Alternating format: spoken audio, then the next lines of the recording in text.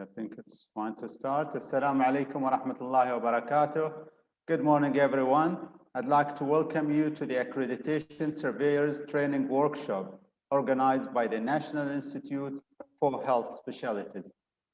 Let me introduce myself, Mohammed Al-Huqani, Associate Professor at UAE University, a consultant in respiratory and sleep medicine, and the Secretary General of the National Institute for Health Specialty. I'll start by giving an introduction remarks and some backgrounds about the NIHS. So the National Institute for Health Specialty was established by Cabinet Ministers Decree number 28 of 2014 as a national institute mandate to regulate and organize professional development for health workforce with a particular emphasis on specialty training. Our objectives is to boost the health sector in UAE, raise the scientific professional level of physician and health professionals, enhance the quality of higher medical education, specialized training program, organize specialty training, and ensure the quality of clinical education and work. Our vision is to develop highly qualified health workforce able to support the health system and promote the well-being. The mission is to set and maintain high professional standards towards strengthening the health workforce specialty and promoting health. Our strategic goals for the next 3 years is to build up and strengthen institutional governance of the Institute, strengthening specialty programs for health professions, developing a robust accreditation system for specialty training, and developing and sustaining an effective system for trainee assessment. So far, we have reached most of the governance requirements where we are having a board of directors that's chaired by His Excellency, Mr. Hussein Al-Hammadi, Minister of Education. We have also the advisory committee who are representing all the health sectors in the UAE and are the leaders of medical education in the country. We have the councils of scientific affairs, which consist of the head of specialty committees and are responsible for setting the accreditation standards for both institutions and program. We have the specialized scientific committees, and we started with 8, the main specialties in the country. We have also the Central Accreditation Committee. We're really lucky working with our partners in the country. We're having the Zayed Military Hospital, the Ministry of Health and Prevention, Ministry of Education, UAE University, who are hosting the Institute, Department of Health, Abu Dhabi, Dubai Health Authority, the Emirates Health Services Establishment, Saha, and Dubai Healthcare City Authority.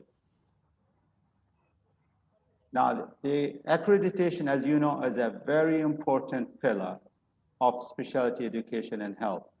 It identifies strengths and gaps in your programs and processes. It fosters a culture of quality and safety. It also improves patients' outcomes and mitigates risk. It supports standardization and harmonization of specialty education and ensure accountability of specialty education for both institutions and programs. Now, the central role of accreditation surveyors, and this is why we're having the workshop today, the surveyors are already essential asset for the accreditation system, is the human tool to operationalize accreditation system and standards. He and she are an aid to quality improvement and capacity strengthening for institutions and programs. They support continuous improvement of the accreditation system through feedback and reflective practice, and disseminate knowledge, expertise, and prepare the future generation of surveyors. This workshop is designed to develop skills required to conduct survey of healthcare organization according to the National Institute for Health Specialty. I'd like to welcome our distinguished speakers, a keynote speaker, Dr. Hussein Abdullah Hussein, an Executive Director of Accreditation in Saudi Commission for Health Specialty. We have a very good relationship with our friends and brothers, sisters in Saudi Commissions for Health Specialty. We have signed an MOU as well as an executive agreement to support each other in many areas, not only including accreditation, but also assessment and training. This workshop is one of the fruits of the MOU that we have signed. I'd like also to welcome the other distinguished speakers, Dr. Moses Sabusi, who's a consultant psychiatrist, chair of Behavior Sciences Institute in Al-Ain Hospital, Saha. Dr. Mariam Al-Gaidi, who's a consultant ENT and a program director of the ENT at Tawam Hospital. Dr. Layla Taryam, who's a consultant neonatologist, head of Medical Education Department Training and Development Center at Emirates Health Services Establishment. Dr. Mariam Al-Marashde, who's a consultant thoracic surgeon at Sheikh Shakhbout Medical City and a deputy chair of academic affairs at Tawam Hospital, program director of Abu Dhabi Integrated General Surgery Residency Program. The workshop is really rich, as you see, and we're hoping that we'll be on time. You'll see also a link will be posted by Ms. Wafa, and I'd like to also thank Ms. Wafa Al-Ulaqi, who really helped us putting this together, putting the slides and designing the programs. There will be a link for the evaluations, as well as a flyer link in the chat. For all the attendees, if you have any question, please use question and answer and don't put your question in the chat. And maybe due to the high numbers, it would be really hard to get everyone to talk if there is their hand. So we prefer that you put your question on the Q&A, and you'll see it at the top of the panel. Without further ado, I'd like to introduce Dr. Moses Sabusi, who will be talking now about the overview of the NIHS accreditation process. Dr. Moses. Thank you, Dr. Muhammad. Bismillah ar-Rahman ar-Rahim. I would like also to have a special thanks to Ms. Wafa. MashaAllah alayha. She did excellent job to make this workshop possible.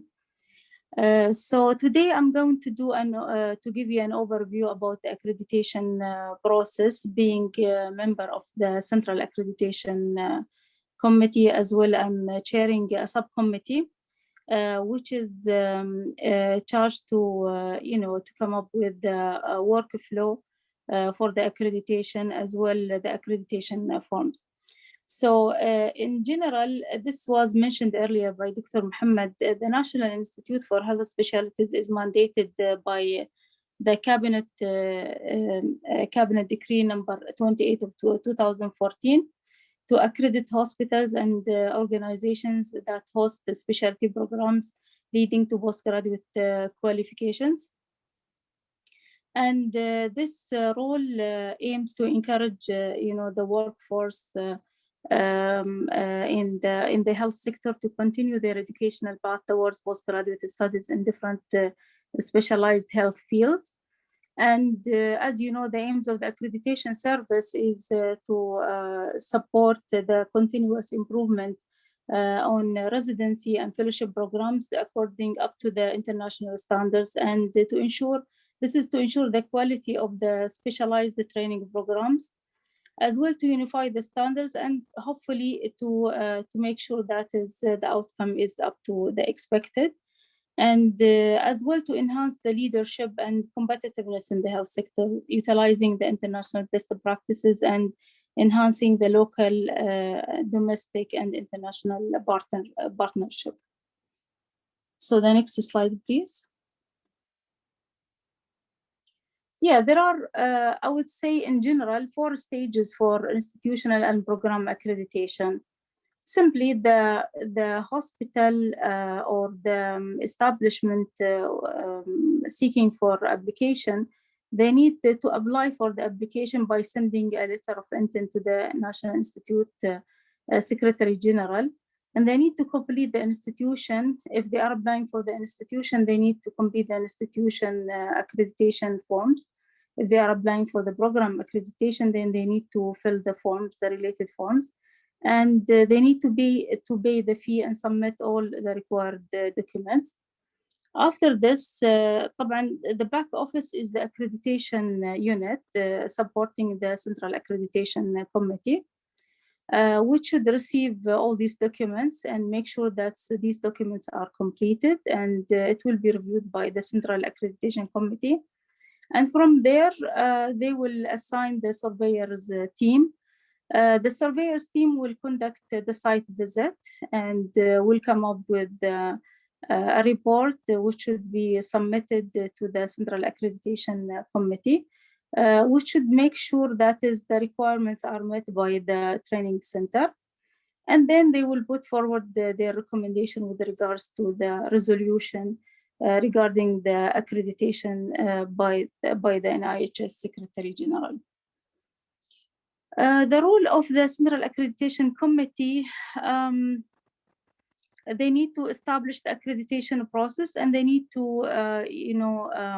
review these accreditation procedures every now and then periodically to make sure that it is up to the standard. And they need to check with the technical aspects by communicating with the scientific, the different scientific committees. They need to develop criteria and requirements for selection of the accreditation surveyors, and then they need to select the proper accreditation surveyors. The surveyors, they need to come up with the outcomes, they need to review the outcomes and the reports of the accreditation surveyors. And then they need to ensure that the training centers meet the accreditation requirements of the NIHS. And then they need to put forward recommendation on accreditation status, depending on the final approval by the NIHS General Secretary. As a committee, and from the higher level, we come up with the decision that we need to prioritize 8 programs. These are at the earlier stage of the establishment of the NIHS. These are the ENT, head and neck surgery, psychiatry, family medicine, emergency medicine, obstetrics and gynae, pediatric surgery, and internal medicine. So this slide is repeated, so we'll go to the next slide. Yes. The back office will be working on the process of the accreditation application, and the accreditation application should be received by the accreditation unit, and then it is reviewed by the Central Accreditation Committee. The Central Accreditation Committee will review all these forms and form the teams of the accreditation surveyors to conduct the site visit. This is if the application is approved. The following are samples of, this is the institution accreditation forms, the forms as well the rubrics. So any institution applying for first, they need to apply for the institution accreditation, and they need to fill these forms and send it to the accreditation unit of the NIHS. These are sample program accreditation form, including common program form, specialty program form, or rubrics. So any program applying, following the institutional accreditation, any program applying for accreditation, they need to fill the related forms for their program. Some of these forms will be, inshallah, hopefully in the, all the forms will be, of course, available in the website, and some of them will be incorporated in the accreditation system, hopefully. In addition to all these forms, also the Central Accreditation Committee, they come up with the accreditation bylaws and the executive rules for accreditation, as well the accreditation requirements for the institution and all the programs. And hopefully, inshallah, soon it will be uploaded in the website of the NIHS. Thank you very much, and I will leave now the opportunity for the next speaker, Dr. Hussein from the Kingdom of Saudi Arabia. Thank you. Thank you, Dr. Amoze, and that was a good introduction. I'd like to welcome again Dr. Hussein Al-Hussein, our keynote speaker, who's an executive director of accreditation and Saudi Commission for Health Specialty. I'd like also to mention that also we have 3 panelists has just joined us from the Saudi Commission for Health Specialty, Mr. Saleh Al-Ghamdi, Ms. Halima Al-Unazi, and Ms. Ala Al-Juraisi. Like to welcome them all and looking forward to entertain and listen to our keynote speaker, Dr. Hussein. So I'll stop sharing and you can share your slide, Dr. الله يعطيك العافيه بارك بعمرك. شكرا جزيلا لكم. بسم الله والصلاه والسلام على رسول الله. اولا يعني يسعدنا دكتور محمد والزملاء نكون معكم اليوم في ورشه عمل مقيمي الاعتماد بالمعهد الوطني للتخصصات الصحيه الاماراتي في دوله الامارات العربيه الشقيقه. ونسمي بالله بالعرض. الله يعطيكم العافيه بارك بعمركم.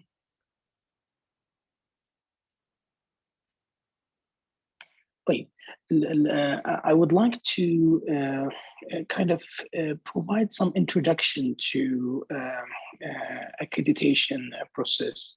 I would like to make sure that we are aligning the accreditation function with quality. Accreditation is a function of quality and a function of excellence. So I would like to proceed with today. Please, at any point of time, if you would like to intervene with your questions or like through the Q&A section, or if Dr. Mohammed and the organizing team would like to entertain any questions directly through the panel, we are more than happy to do so. نسمي بالله ونبدأ. Next. We can have the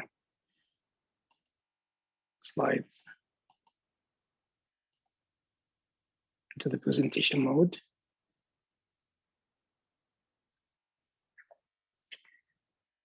طبعا إذا تسمح لي دكتور محمد until we get the slides moving, I would like to introduce the team from the Saudi Commission for Health Specialties.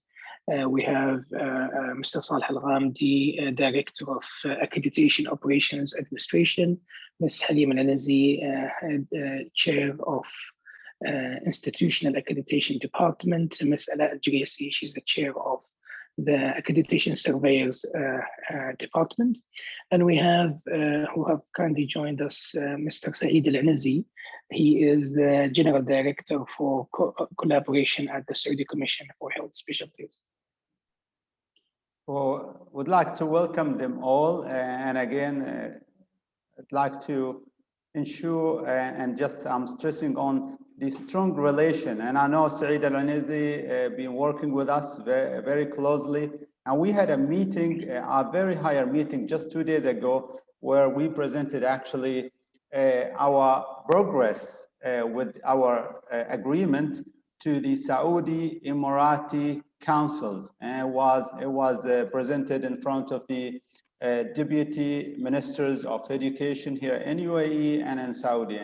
And again, this is one of the excellent examples of cooperation between the two brothers and neighborhood country. So welcome all, and we're proud of having you today. Thank you so much.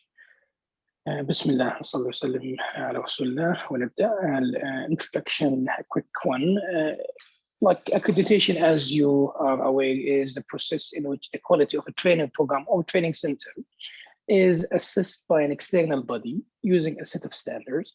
So we would have always to remind ourselves that the NIHS would consider to be an external body to the training centers, is considered to be the external governance of training. And the training center and the training center administration is considered to be the internal governance of the training center. Accreditation standards are defining the minimum quality of a training program or a training center. It is not considered to be defining the sky or the limit or the highest standards. It's actually the minimum standards. So whenever we have the standards recognized by the NIHS, we need to ensure that these are defining the minimum requirement. The training centers they have to meet these minimum requirements and have they have all the freedom to exceed it, but meeting the minimum standard is what is required. As some training centers or some cultures, they think that the accreditation standards are considered to be something that is the highest quality standards. And then they think that, okay, if I would be able to meet it or not, but we'll always have to remind ourselves that these standards are defining the minimum requirements. Having an accreditation system that is developing the standards, developing the surveyors, and having the policies and procedures, and making sure that we assess the compliance to the accreditation standards. Next. The accreditation process starts by, first of all, we need to have an accreditation system. The accreditation system is composed of the bylaws, executive policies and procedures, the forms, the application process, service level agreements, and so on and so forth. Having an accreditation standards set for institutions and the training programs, having surveyors being trained, and this is part of what we have here today at the NIHS, and it's our pleasure to be part of this kind of training workshop for our colleagues at the NIHS Accreditation Surveyors. Then you have a system, actually a request.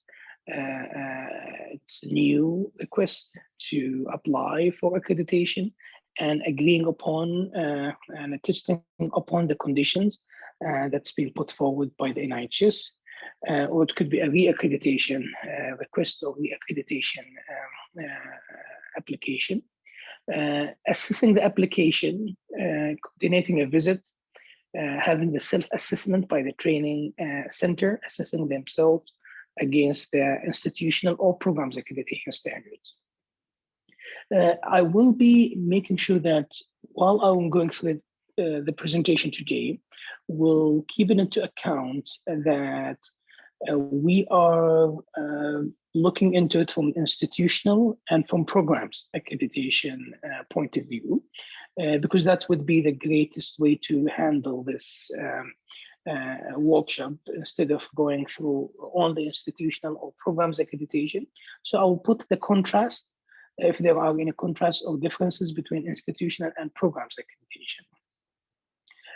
So once the training center assess themselves against these standards, they have a survey being assessed, they get the self-assessment to the surveyors so that they would have it on hand prior to the start of the survey, and having the on-site survey happen on the agreed upon date between NIHS and the training center.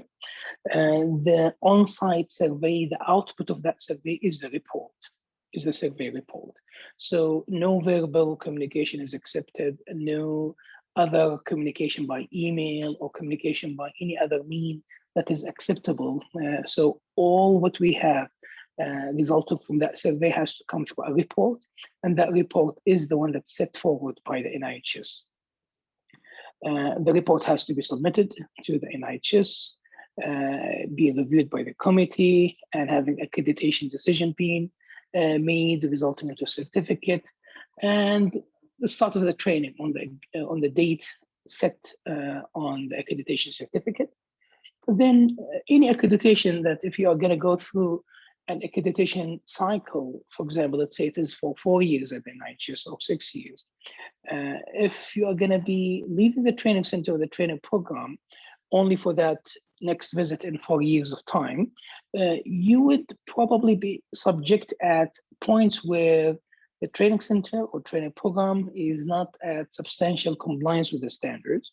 So it would be great to have a maintenance of accreditation system where there is a set procedure that's being put forward to either choose training centers and training programs that are randomly checked during the accreditation period, to maintain accreditation, to ensure that they are maintaining their compliance to the accreditation standards.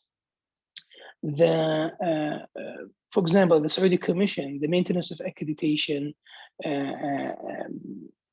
visits or survey visits could be initiated by one of the three means, and we're going to come shortly to which one of these that could initiate a maintenance of accreditation survey. And then for the next accreditation cycle, we need to have a schedule for the re-accreditation survey visit. So there's no accreditation decision that's been given for life. It has eventually a term. That term differs from one accreditation body to another, and being set forward based on the system that's been established. So again, reminding ourselves about accreditation. Is it a function of quality, or is it a function of excellence, or it is a function of both, which is the reality. It is a function of both. So it is a function of assuring quality and striving for excellence. So what do we mean by assuring quality? That, like, making sure that, the training center in 2021 is as good as when it comes to the compliance to the standards, and when it comes to the training quality as it has been on 2020. So we make sure that there is maintenance of the quality of training. And it is a tool for striving for excellence. There are great deal of opportunities that you can instill into the accreditation standards, whether it is an institutional or programs accreditation standards that can move through the excellence, the training centers and training programs. And these opportunities need to be realized so that we can ensure that we utilize them in a way that does not affect that eventually accreditation is about meeting the minimum requirements, but even instilling some of these standards that can take you up to the next level where you can go to the excellence, and ensuring that these standards, whenever we install them in a fashion that it can be absorbed by the training centers, and making sure that we have that balance between training centers, the larger, the smaller, and the medium kind of sized and funded training centers. So that's something that we need to keep always into account. Next. We always have to make sure that the balance of training, mostly traditionally, we have the balance at falling more into the medical expertise and the medical knowledge, medical skills. But there are other competencies that overweight the importance of medical expertise. So we always have to keep them into account and make sure that the accreditation standards is keeping this into account.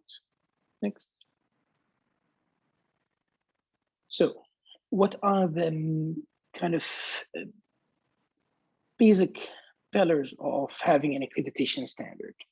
We need to make sure that the accreditation standards are publicized. So we should not keep the standards in a way that none have access to or limited access to. So the training centers have always to have full access to the standards.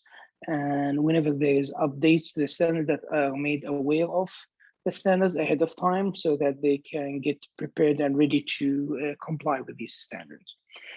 Need to make sure that the standards are having broad input.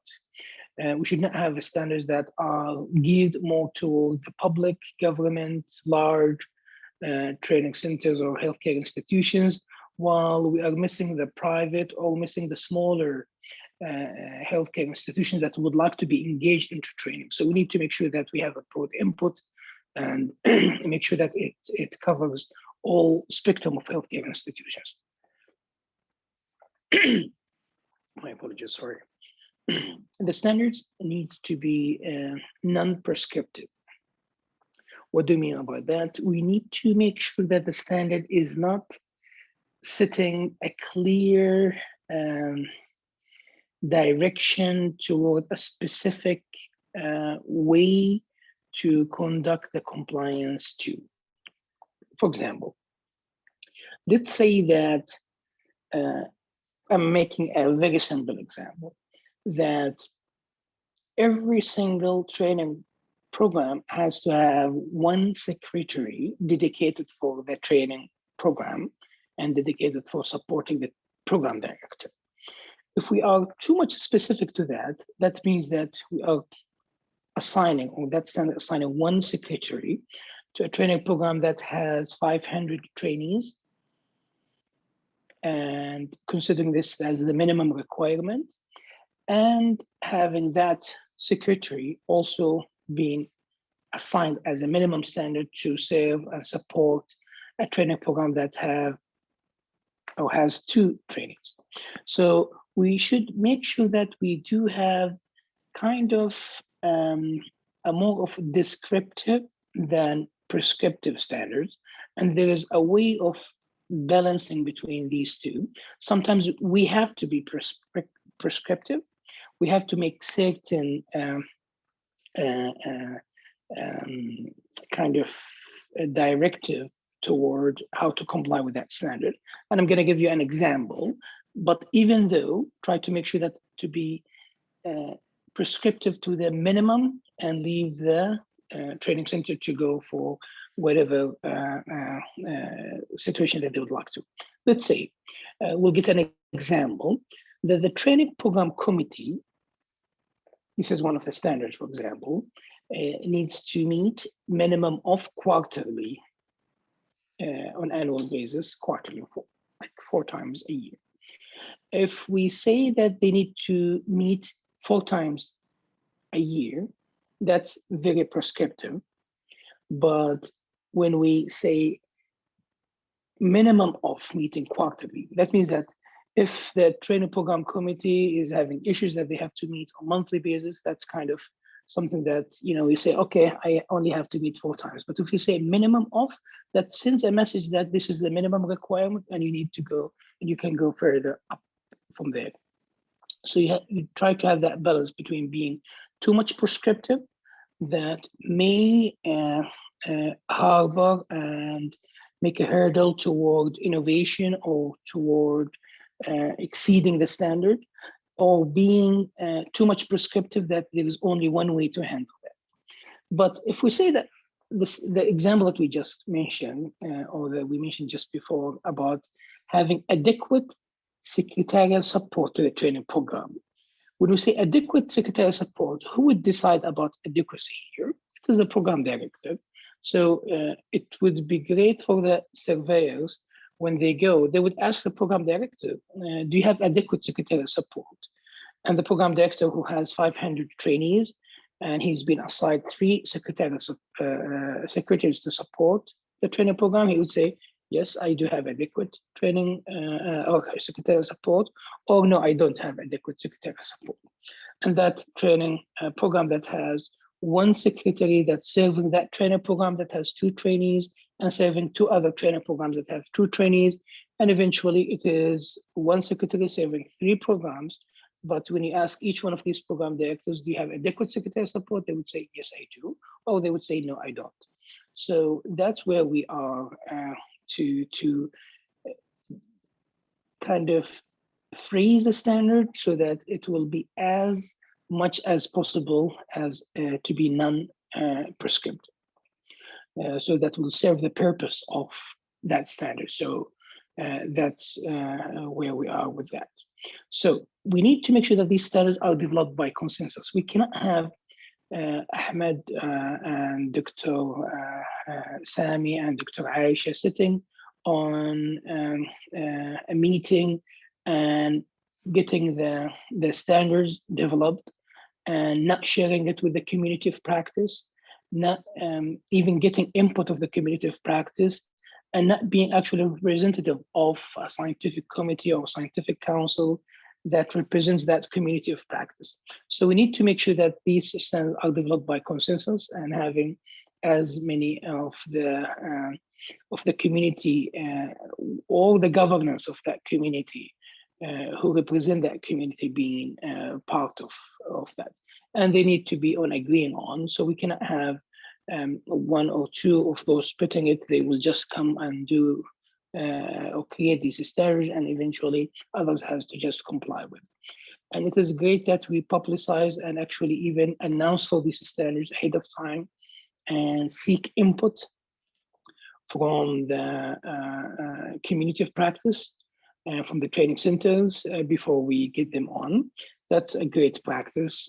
Whenever it's feasible to be done, that will be great to be built within the system so that the standards. The Saudi Commission, we are moving toward that. So the second version of the institution accreditation standards and the third version of the programs accreditation standards, we are going to be announcing them and getting the public review it for 2 months, or the training centers review it for 2 months, and then they sending us their feedback. And also when we announce for the standards, we give 2 years of the standards available for the training centers before they before we start utilizing them. So that's one of the practices that we are looking forward to for the third version of programs accreditation practice and the second version of institution accreditation standards. Right now, while we are giving a short notice of 6 months plus of the programs accreditation standard, we are allowing conditional accreditation whenever there is a full re-engineering of the standard, so the training centers can get prepared. And the conditional accreditation has a period between 12, 18, and 24 months, so that this will allow the training centers being assessed against these standards, but not being having to deal with the repercussions of fully re-engineering the standard. We did this in 2019 when we had the institutional accreditation standards, when we moved from general accreditation standards that are very minimum kind of set of standards to a fully re-engineered institutional accreditation standard. So we opened the conditional accreditation window for the training centers so that they will compensate off not announcing for the standards ahead of time and leaving 2 years for them to be prepared for these standards. So we announced the standards in January 2019. We started visiting in March 2019. But when we started visiting, we allowed for those training centers that are already into the system a period of 12 to 24 months as a buffer to be prepared and get a report on their performance against these standards, and have that period to build up their compliance too. The standards has to be dynamic, so it should not be rigid, and at some points you need to have that balance between rigid and dynamic, but try as much as possible to develop standards that are dynamic, so it will suit as much of that spectrum of training centers and training programs. And also I will be referring to training centers and training programs. When I say training centers, that's for institutional accreditation, and we say training programs for programs accreditation. Standards should be phrased in a way that is unambiguous, that is not subject for interpretation from an individual to another or from a center to another. So that's something that we always have to try to use simple language, to the point, clear, and have the language checked in a way that we test what is meant about each one of these standards through a certain system to make sure that we don't have that variability of an interpretation of these standards. It should reflect societal values. We could, kind of just adopt standards from other organizations, but eventually it may not reflect our societal values. So we need to make sure that any standard that is adapted from other organizations that are referenced, and we make sure that if it needs to be adapted in a way rather than adopted, where you can make sure that it is reflecting the community where we serve accreditation. And you need to make sure that all standards have variable weights. You should not have standards that are equally weighted. And we started in 2019 putting weights into the institution accreditation standards, and we started in 2020 to put weights into programs accreditation standards. And it helps to differentiate and having a scoring matrix so that the training centers would be aware of what would it entail for compliance or non-compliance of any one of these standards when it comes to weight of these standards. The pre-survey self-assessment is important to be completed actually by the training center training program ahead of the survey. It reflects how much of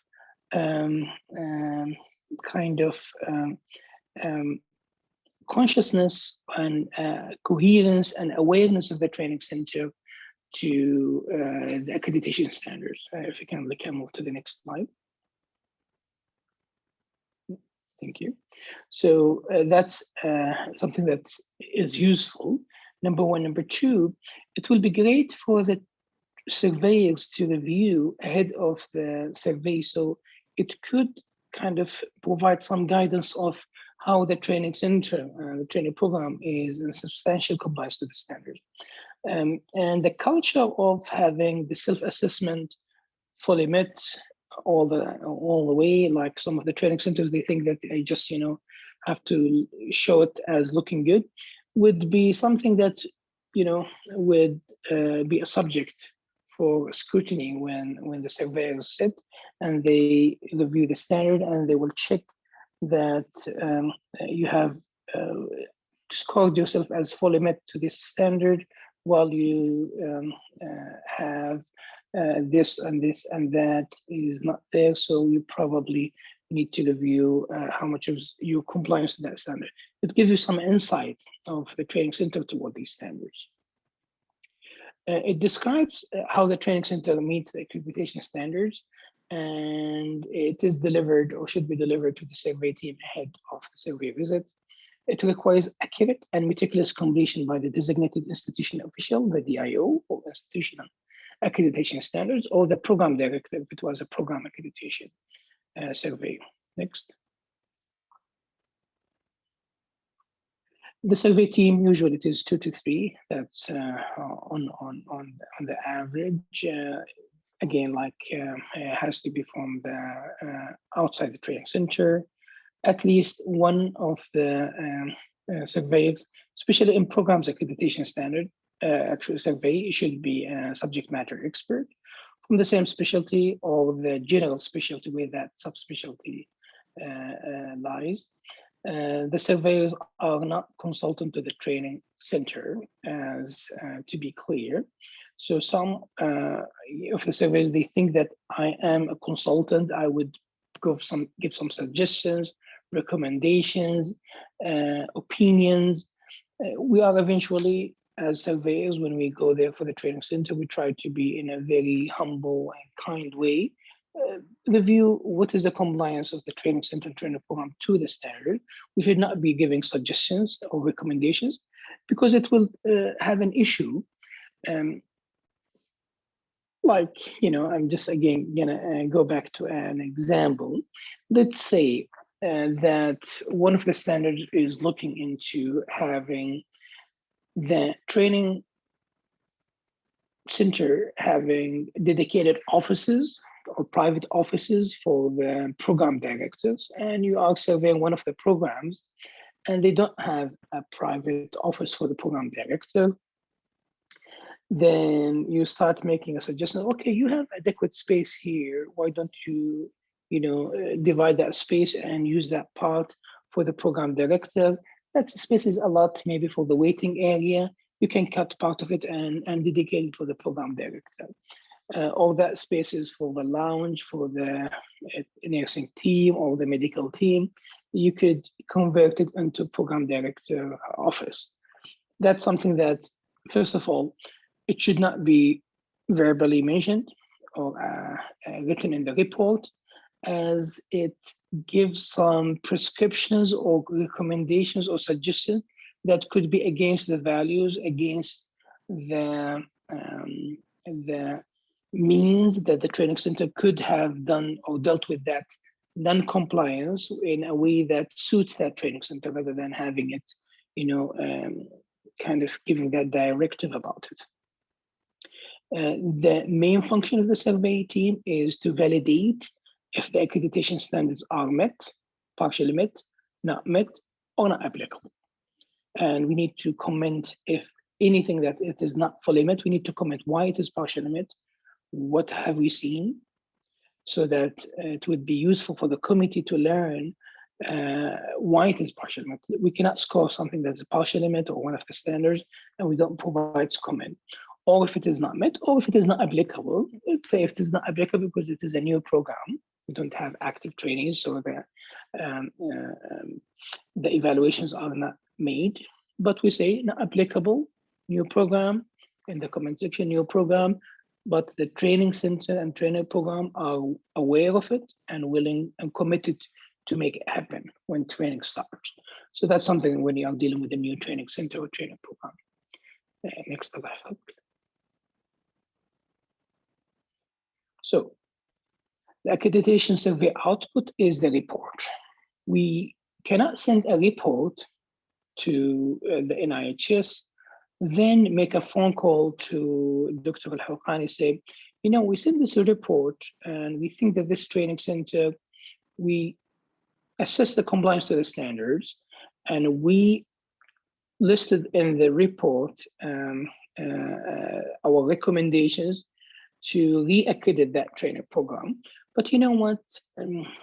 I have a guts, we have guts feeling that it's not, not going to be okay to re-accredit them. They should be warned or probated. But you know what? We said that, we thought about, just re-accrediting them because, we would like just to give them the benefit of doubt of the non-compliance to these sets of standards. You cannot do so. Whatever you have as an accreditation survey team agreed upon, you should put it in the report. You cannot submit something in the report, then by email or by WhatsApp or by text messages or by phone call, provide the conflicting information or whatever other information, or even having to communicate what we have seen outside the report. So all what we have to get through is to make sure that every single detail that we need to communicated to the accreditation administration and the accreditation committees are put in that report.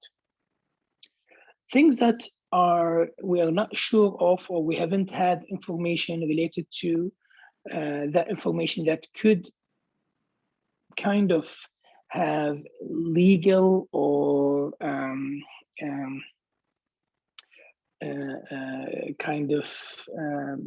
consequences, we need to be very careful of putting it into the report or not.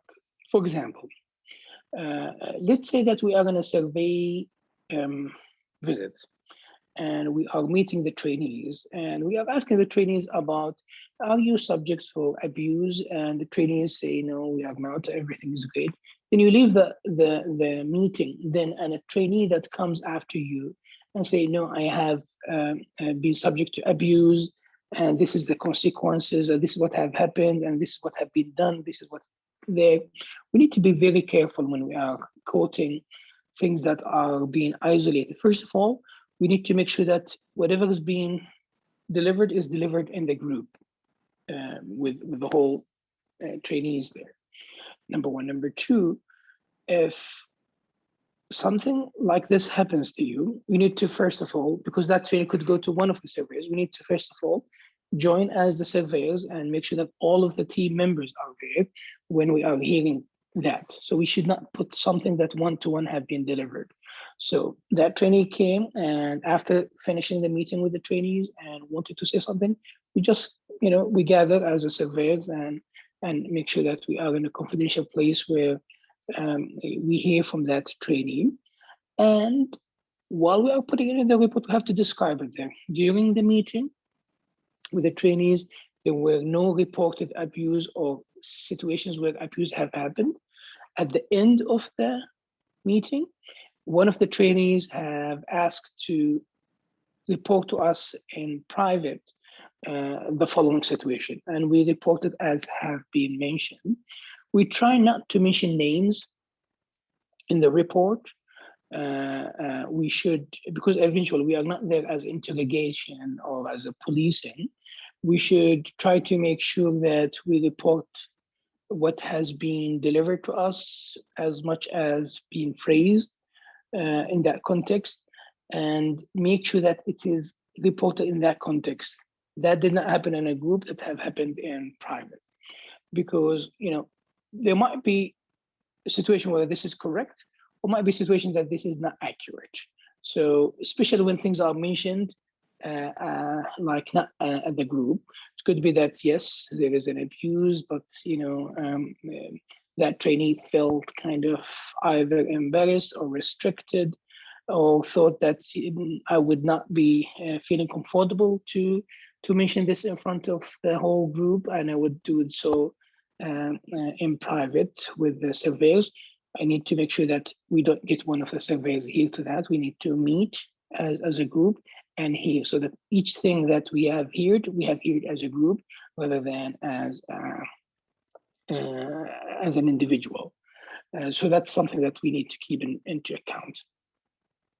So the survey report is providing a cross-sectional assessment. So we are assessing what have happened or what we have seen today. We cannot talk about what have been in the past, but not yet there right now, or not anymore there, or something that is gonna happen in the future but not yet there. So we cannot say that, no, we used to have an on-call room, for example, and such I will score it as fully met, but it is not there today. So we are assessing what was there today. We cannot say that, okay, the number of bids used to be 30 bids and now it is 15 bids, and we score it as average it was 30 bids. You know, we need to stick with what we have seen today. This is one cross-sectional review of what we have seen today. And the main purpose is to determine whether the training center or training program is or is not in substantial compliance with the NIHS accreditation standards.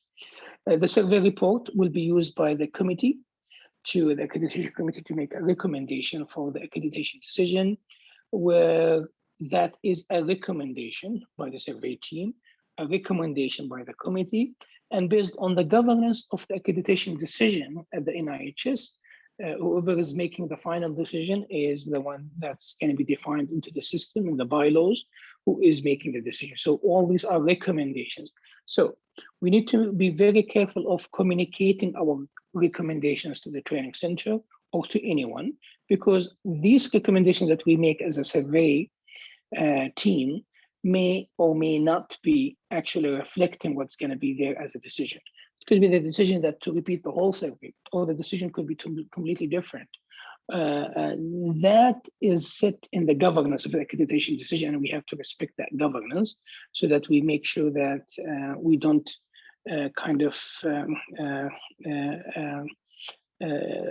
move away from that governance system.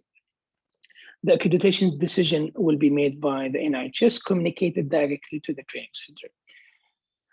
We need to familiarize ourselves with the institutional and program accreditation policies and procedures, bylaws, and etc. The standards, institutional and programs accreditation standards. We need to familiarize ourselves with the training program policies and procedures, the training and assessment related bylaws and policies, the institutional and programs accreditation bylaws and executive policies.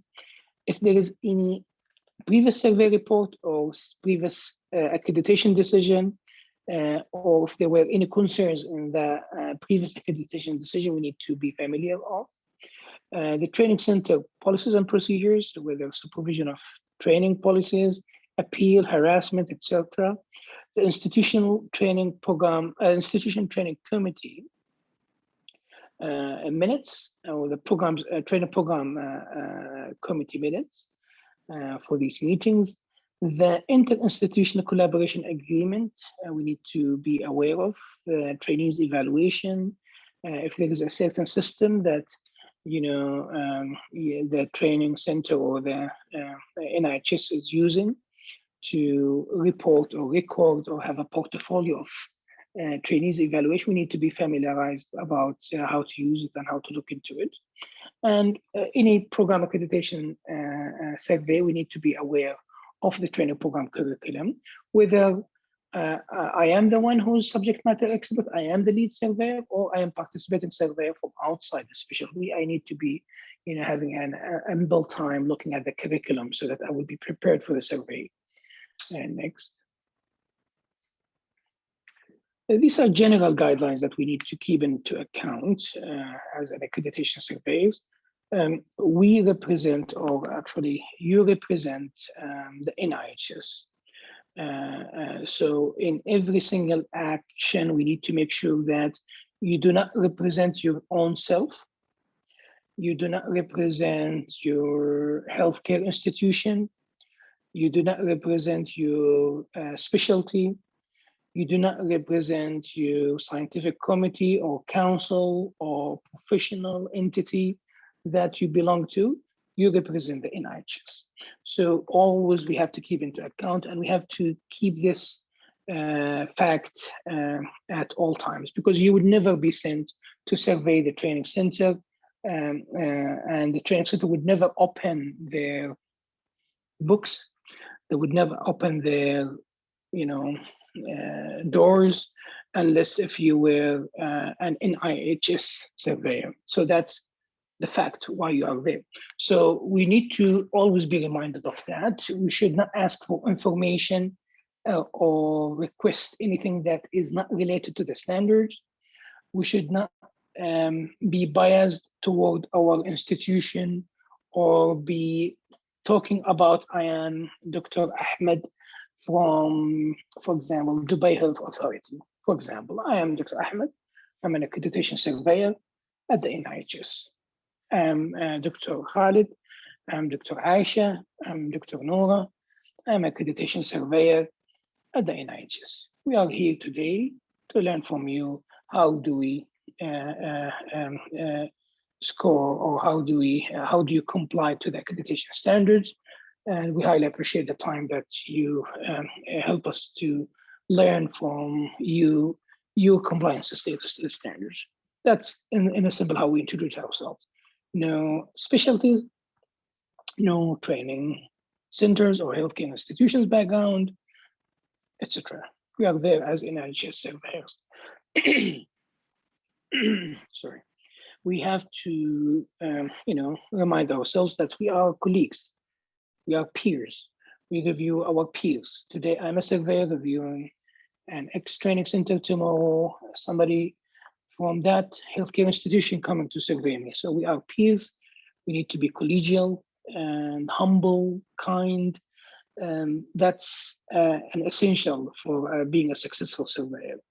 So, some of the practices that, you could see that is completely violating this principle and this kind of pillar. Some of the surveyors, they think that I'm there as a policing or police officer or interrogating, using language that could be, kind of offensive, language that could be intimidating. No, we need to make sure that even if you are addressing a situation that looks to be so bad, let's say that you are hearing from trainees or from program director or from department heads that there are, these kind of critical, bad, serious issues, abuse, this and that. We should tackle this from from a period or from point that I'm there to learn. I'm there to score the standard. If there is an information that is not related to the standards, not related to the relevance that I'm there for the assessing the compliance, I should not be digging into information that is not related to the standard. If I come through a critical or serious or very kind of, if there is, an intimidating story that I'm hearing, I should not be, okay, where is that certain Dr. X or Dr. Y? I'm like to talk to him, and then you come and you try interrogating him or talking to him in a way that, I have been affected by what I have heard. If you have to call for that individual to hear from, you need to make sure that you do so in a very humble, kind manner, because eventually you are not on the side of any. You are there as a surveyor of the NIHS. What you hear from one side might not be accurate. What you hear from the other side might not be accurate. So we need to gather the information and assess the facts and report it, and not to be emotionally tied to any situation, not to be emotionally escalating or emotionally de-escalating or trying to solve a problem. We are there to collect information related to the standards, reporting it with a report, doing so in a very humble, kind, and collegial manner. That's one of the basic principles that will make you do a great job as a surveyor, will make you someone who's, be easy at the training center, so that they would be open to address issues with. We also have to be aware of the surveyors' etiquette at the NIHS, and our colleagues at the NIHS may address this with you. What kind of apparel and clothing that we should be having, dress, any habits that we have to make sure that we don't or do. The ID of the surveyors, you need to have the ID surveyor on you if there are an ID surveyors at all times. If there is a pen, you keep it. Keeping the attitude that is representing the NIHS, communication, the way that we communicate, the way that we address each other during the survey, the way that we address our colleagues at the training center, all this we have to keep into account. Setting the tone for the meetings, because some meetings can go beyond time if you don't set up the tone. Some of these meetings could actually go completely offline, away from the standards, and talking and addressing stuff that are outside of the accreditation standards and not directly or indirectly related to it. If there are any conflict of interest, we need to make sure that we have waivers of the conflicts of interest to the NIHS. If I was a consultant into that training center, even if it was 5 years ago, or I am now consultant currently, I have to make a waiver of that conflict of interest. I have been working in this place 5 years ago, and the NIHS will make a decision to give you the clearance. Yes, you were 5 years ago and you moved to somewhere else. And yes, we think you are clear to go and do the visit, but we have to disclose it. So that's something that's very important that we have to make sure if there is any potential for conflict of interest. If you are in communication with that training center that you are addressing a contract or an offer to move to as your next employer, you need to make sure that you have a waiver of that so that you don't keep this up to you. The NIHS will record that disclosure and with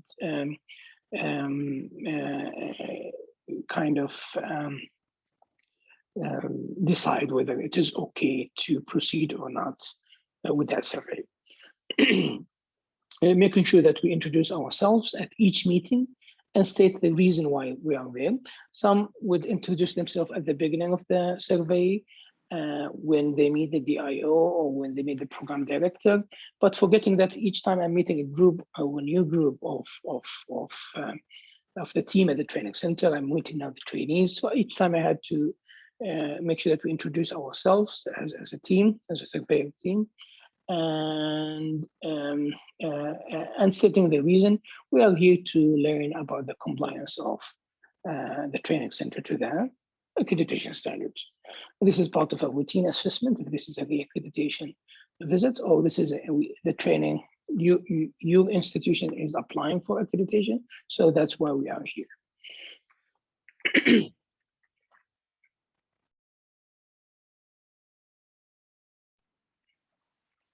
Sorry.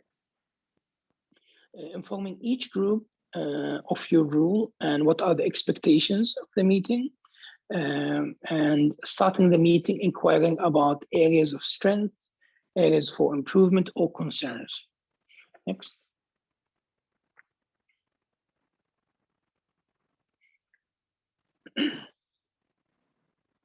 Next slide, please.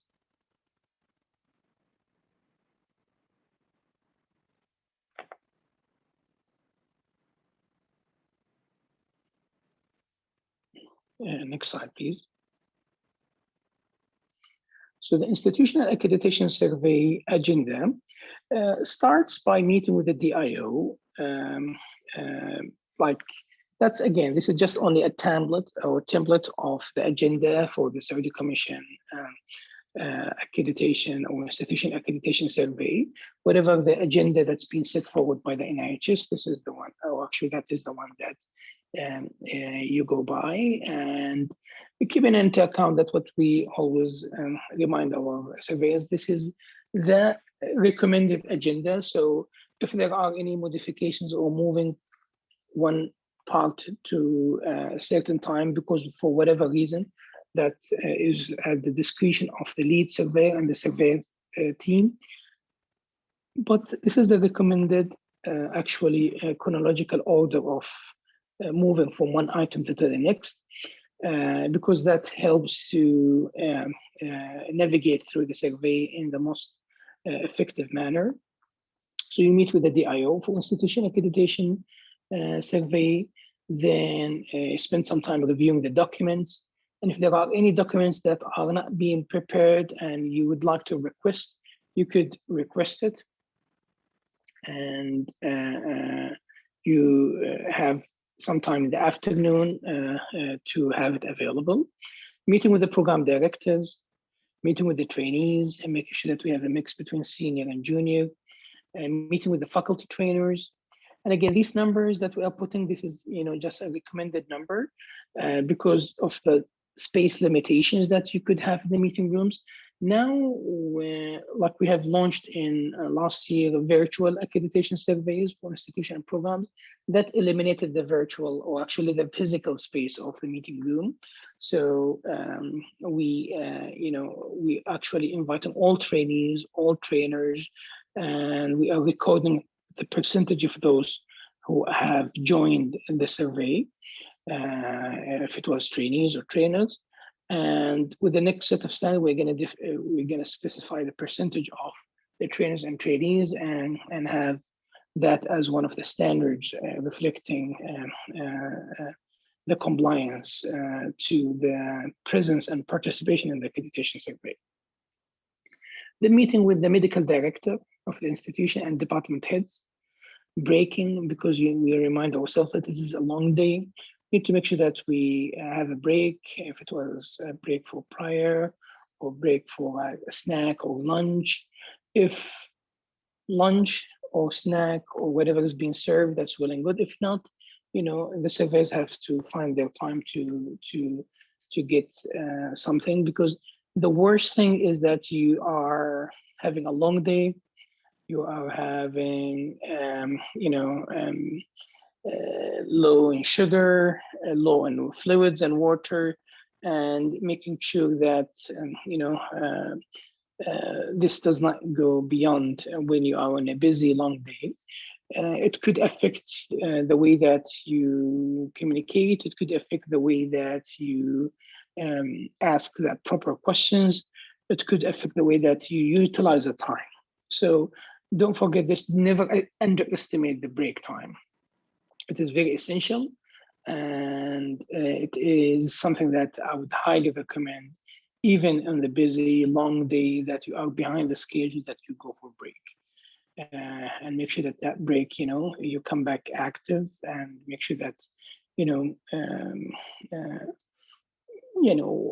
If you require a second break, you can, but make sure that that break is utilized appropriately. Having a facility tour, you cannot leave the training center or training program without touring the facility.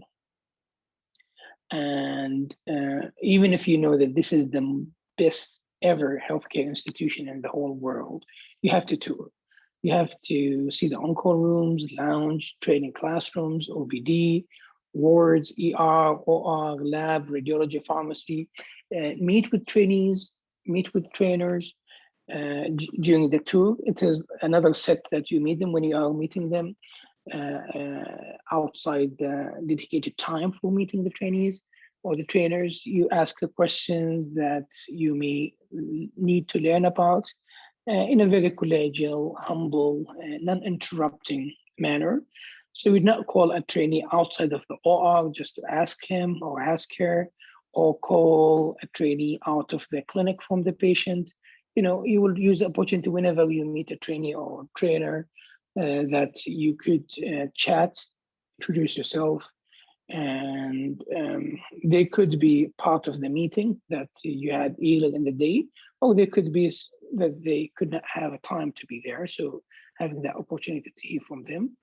Sometimes hearing from the nurses in the ward, in the clinic, how is their interaction with the trainees, and how do they see the interaction between the trainer and the trainee.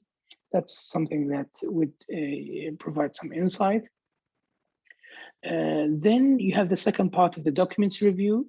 For any documents that you didn't have a chance to review it in the morning, or it was not prepared in the morning, so that you would review it. And having a surveyor's closed meeting and starting to prepare the survey report, you utilize that time to make sure that you collect or review the data. Never take any documents with you. Never ask for documents to be sent. That's what I would recommend. One of our colleagues at the NIHS, never ask them to send documents to the email or to WhatsApp or your phone or whatever. These documents are the property of the training center or the healthcare institution. Even if you know that you will take care of that document and you will discard it, just that you have asked for it to be sent and you have sent it, you viewed it, and then you discard it.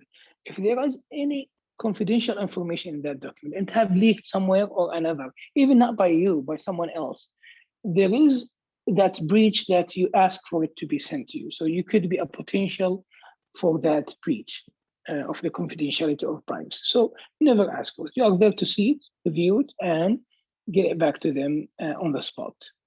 Never take anything with you at home and or request it to be emailed to you, unless if you have been advised otherwise by the NIHS. So that's something that we always try to make sure that we utilize the time to review the documents on site. All right, so there is a question, or sometimes that we need to make sure if there was a policy or a statement that was supposed to be there in the morning, and then the training center was not having it available, but they made it before you go, before you leave, before you end the survey, before the exit debrief ends, and they provided you that document. Would you account for it or not? From what we look into it in the Saudi Commission, we account for it, unless if that policy, like to score it, requires, for example, a year or 2 years of action to be done related to that policy. So for example, if the standard says, does that training center have an appeal policy, or the training center has an appeal policy? In the morning, in the document review, they were not having it. Let's say that they prepared that policy and they provided and presented to you in the afternoon, signed and by all, those who should sign it, and they presented it to you. Would you accept it? You would accept it as a document provided to you, but that, if you have asked the trainers about the policy, they are not aware of it because it was not existing, you would, as simply as document in the comment, whether it is partially met or not met, having a policy, but no one is aware of it, this is not fully met for sure. having a policy just for the sake of having a policy, that is not something that we would consider it fully meeting the standard, that's for sure. The question, is it considered to be partially met or not met? If no one is aware of it at all, and it's only the policy that is there and no one is aware of it, that is considered to be not met. Then you put a comment that the policy was not there in the morning, during the meetings, no one was aware of it, and it was presented in the afternoon. So you put it as a not met, but you say that it was presented to you in the afternoon, and you specify was signed. Some of the policies and procedures that are provided to you are not signed. That's for sure is not considered to be a met standard. A policy that's partially signed, but it's not yet signed by the final signatory, that should be the signing for that policy. That's here as well. A policy that is being signed or being approved in a way that is not similar to the way that other policies of the healthcare institution is approved. For example, let's say that there is a policy that's been approved by the director of medical education at the training center. That's it. But all the other policies in the hospital for healthcare delivery or others are signed by the CAO, they go to the quality department and so on and so forth. We don't want to see the training related policies and procedures are dealt with in a way that's less than any other policy in the institution. It should be the same manner, actually the same importance. Eventually, unless if they say, no, we have a policy of the policies that says that this policy ends up at this level. If they show it to you, that's well and good. And that policy of the policy is approved by the governance of the training center or the healthcare institution. That is the one who is approving other policies for healthcare services delivery. If that is what's been defined, that's well and good. That means that there is already delegation of that signatory for these policies related to training to that individual, whether the DIO or whoever is that. So that's something that we need to look into and make sure that training center related policies and procedures should not be considered to be a lower importance than other policies and procedures.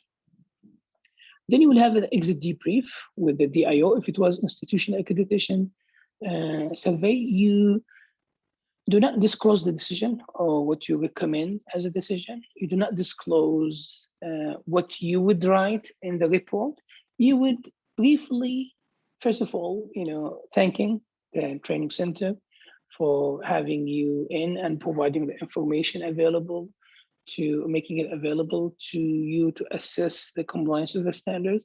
And you can go through a brief of the standards that, based on your assessment, it does appear to be in compliance or not in compliance with the standards. You start to get some positive positive standards that are fully met, or actually that you think that they are in compliance with, and you don't say that this is fully met or not, that you see that you are in compliance with these standards.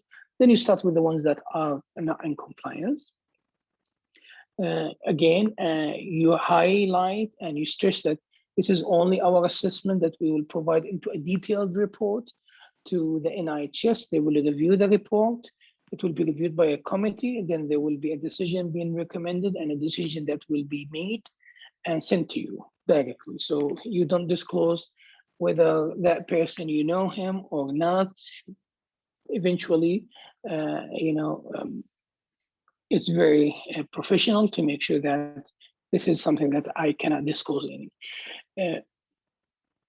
The practice that we do, even sometimes as executive director of accreditation of the Saudi Commission, I know what is the decision. Like, I've just signed it and I have just approved the decision, and it's actually in the process, maybe in an hour or two, it will be already sent to the training center.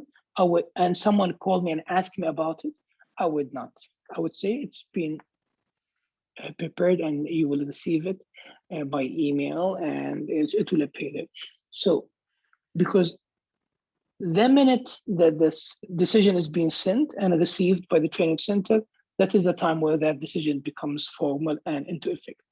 Anything that, or any information that could happen before then, that could change the decision, eventually should be used as a buffer so that you don't get any information disclosed whether that is a senior person in the government or whether that is a colleague or friend or whatever, just being professional about it, it will be sent to you by the NIHS. And if you wear the NIHS, again, that's why we do recommend that it will be received and you can see it and we can hear from you in writing if you have any comments about that decision. That's what we do have recommend. Next.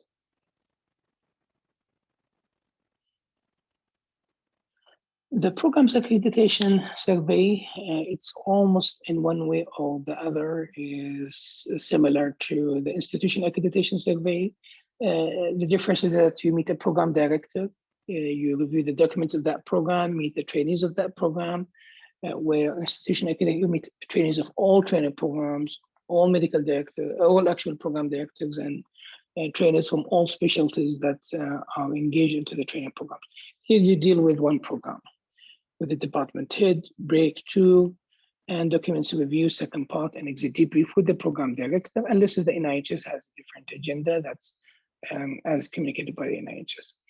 What are the reasons for a program survey? It could be either for new accreditation, re-accreditation, conditional accreditation follow-up, or warning for freezing follow-up, or withdrawal, maintenance of accreditation, random survey, or citation or red flag initiated survey. The maintenance of accreditation surveys actually could be initiated, again, that's the Saudi Commission and our colleagues at the NIHS may highlight on that, could be initiated based on a flag or citation or complaint from the trainee, trainer, training DIO, or from anyone, or could be one of the scientific committees or councils, or an issue that they have seen in the quality report or the quality indicators, or it could be a random survey. For example, at the Saudi Commission, we survey on each year a minimum of 10% of training centers, minimum of 10% of the training programs as a random maintenance of accreditation survey for those who are fully accredited. We randomly visit them and survey them just to check their maintenance of compliance to the accreditation standards, whether it is institutional accreditation standard or program accreditation standards. Next.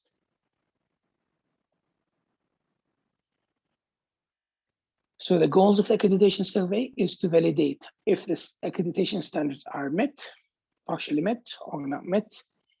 And it is a quality assurance and quality improvement tool. Next. We highly recommend not to ask why, preferably use, can you clarify what, how, or why? Can you clarify why do you do that? So not to start with why, what, who, better to have it in a very kind of collegial manner so that you don't put the other side on the defensive mode. Don't fill the time when you're done. You know, if you're done, you're done. So don't, add up stuff. You can thank and conclude the meeting or the survey. Use the time for the survey. Some would, push as if they are in a Formula One race and eventually don't have an opportunity for the training center or training program to showcase what they have. So don't fill the time and don't shortcut the time. So try not to remind yourself not to fish or grill, or use the interrogation kind of manner of asking questions. Don't make prescriptions, suggestions, solutions, or consultations, because the training center should be able to come up with these techniques that they will meet the standard or comply with the standard. They could hire consultants, they could hire whatever, they could think of means that are appropriate to them to comply with the standard. We cannot make up that on their behalf. All right, I don't know how we are on the time, Dr.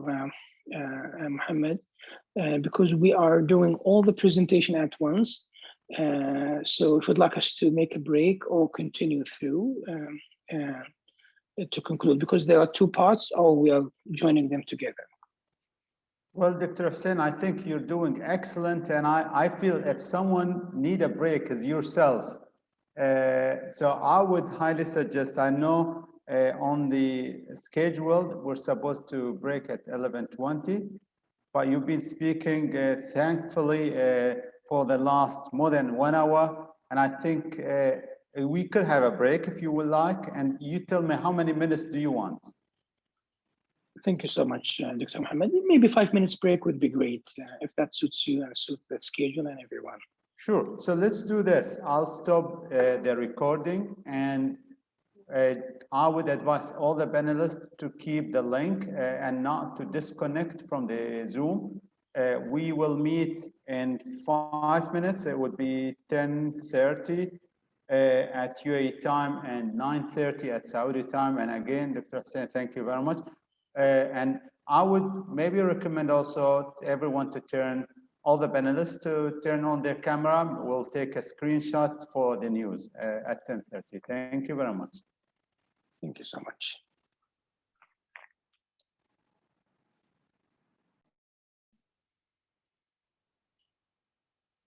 Bismillah, thank you so much. Next slide. All right, so we're going to go through documents review. What is it there in the documents that we need to look into? Next.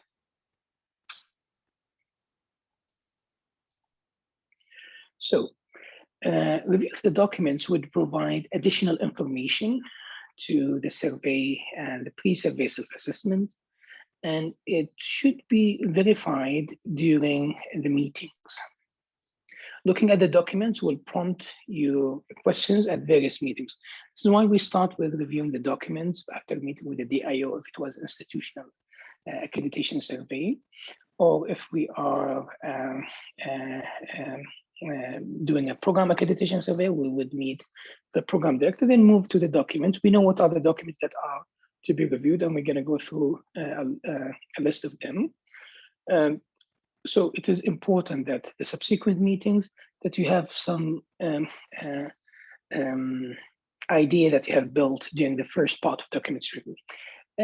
As an example, let's say that you review the documents for the training program committee and you would like to question or ask about one of the appeals that you have seen in the documents review. What have happened about the appeal? And again, we are not looking at the details of that incident, but we are looking at the system. How did they deal with it? And asking the program director or the trainers and the trainees, how would they do and deal with that? The representation of trainees in the training program committees, the representation of trainees in the institutional training committee, checking upon that. And if you have reviewed the document and see that the training program committee, but we don't see the trainee have attended that meeting or the institution training committee meeting, how do you actually nominate your representative? If you looked into some of the documents for the questionnaire, they asked themselves and they have voted who is that to represent them. So that's what would help you a lot to have an idea when you are moving into the meetings. Documents that are to be reviewed are the minutes of the institutional training committee, training program committees, minutes for the last 2 years, curriculum, including the goals and the objectives, and examples of selected educational schedule, what is the academic half day or content of that, and are they aware of it, how they are made aware of it. Examples of the trainees assessment files or logbook, examples of trainees and trainers files, including the job description. So you could either ask them to provide you examples, or better that you have the list of trainees and you point which of these trainees that you would like them to present you their assessment or trainers job description to see is training an integral component of their job description or not. You can assign one set of document to each surveyor, or you can review it all together as you find it practical. Reviewing of the DIO program director and trainers, professional registration and classification at the NIHS.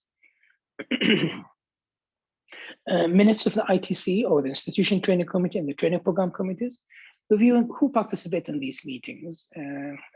Do they have trainees, representatives in these meetings, and how these trainees are elected, because they should not be chosen, and not necessarily the chief resident, because the chief resident could be chosen. So they should choose who would represent them in these committees. What are the agenda items in the institution training committees? What are the issues that they are discussing? Are they discussing the trainees' evaluation? What are the actions being taken, follow-up, any remediations, and do they actually follow up on issues? If you go to subsequent meeting, for example, the meeting in March, they were talking about that issue, but then you see the meeting in June, nothing have happened, and there is no follow-up on it, and you come in October again, nothing have happened the next year. So you just say, that issue has been addressed in March 2020 meeting, but we don't see that there is a follow-up on that. How did you address that thing, and how would you document it? And you go through that. So we would like to see that there is action. If there were internal reviews for the training program that have been done using the standards of the NIHS, would like to see the results of these internal reviews, the results being presented at the training program committee, actions being established and prepared, actions being followed up, and also presented at the institution training committee. We'd like to see actions that have been done. It's not just agenda that's doing it but not following up on it, and making sure that the institution training committee and the training program committee meets at least quarterly or whatever the NIHS defines. The curriculum, you'd like to check the schedule of academic activities for the year that is made available, and to make sure that it is implemented as indicated in the curriculum, these activities or academic activities. The specialty specific resources that are indicated in the curriculum and the standards, are they made available and utilized in the training program? The trainers and the trainees participation in the program academic activities, that's being monitored and recorded. Trainees evaluation is made according to the goals and objectives as indicated in the curriculum. When you check with the trainees, we'd like to see that the trainees are well aware of the curriculum. The trainees are well aware of the objectives of each single rotation that they go through. So of course they would not, remember all, but you will check with them when you start your rotation. How would you review the objectives, and what would you do with your trainer? And during the course of the rotation, what kind of mechanism that you follow through and with the trainer to make sure that you are meeting the objectives set forward? And do you get your evaluation at the end of the rotation? And if halfway through the rotation you feel that you are not meeting the objective of the rotation, how would you deal with that? These are the things that we would like to learn from the training center part of the training program. Next. We'd like to make sure that the curriculum that's being used in training is as per the NIHS requirements, whether it is an NIHS training or it is an NIHS curriculum, or if it is a curriculum utilized by the NIHS. The program director, trainers, trainees all have a copy of the curriculum and are fully coherent of the curriculum and its content, and it is actually implemented in the training program. Would like to make sure whatever the competency framework that's been utilized, the NIHS, whether it is CAMEDS or others, is clearly evident in all aspects of training delivery and in the assessment. Clinical rotations and master rotations for all the duration of the training program are going along with what is indicated in the curriculum. You don't want to see the master rotations are done completely different than what is indicated in the curriculum. So the coherence about the curriculum and the implementation of the curriculum has to be visible during the survey. Trainees assessment is an integral part of the documents review. We are assessing the process. We're not assessing the people. We're not checking whether Ahmed had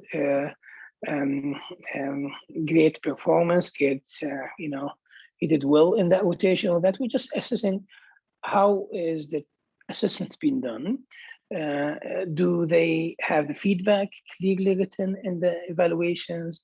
Do they have the feedback given and documented in the evaluation forms? The time when you see that the evaluation and the assessment is being made is within the rotation time or within a maximum of a week from the end of the rotation. Again, if there were any appeals, you would need to ask about these appeals and make sure that you review them.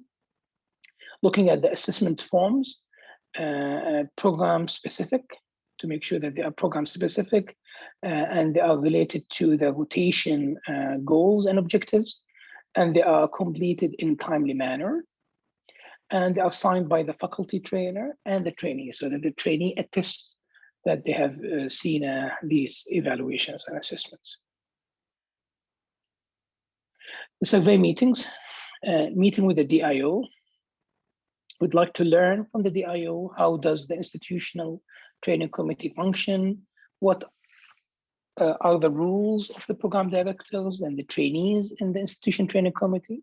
And we'd like to clarify from the ITC minutes during the documents review, how is the training running within the institution? Are the training resources and support adequate within the institution? How are the training programs structured and delivered? How is the communication with the ITC? And how is the communication with the training program committees and the program directors? So we'd like to learn about the DIO. Does he have challenges with the members of the ITC? Does he have challenges with having the ITC meetings conducted and delivered? And if he or she would like to communicate with the ITC members, what is the tools and what is the means that they use and how effective are these? How is the support from the internal governance of the institution, and how is the communication with the NIHS? Again, we are not seeking feedback on the NIHS, we're just learning how do you communicate with them and how is things going from that perspective. And if there were any challenges, we'd like to learn what are these challenges that they are looking through.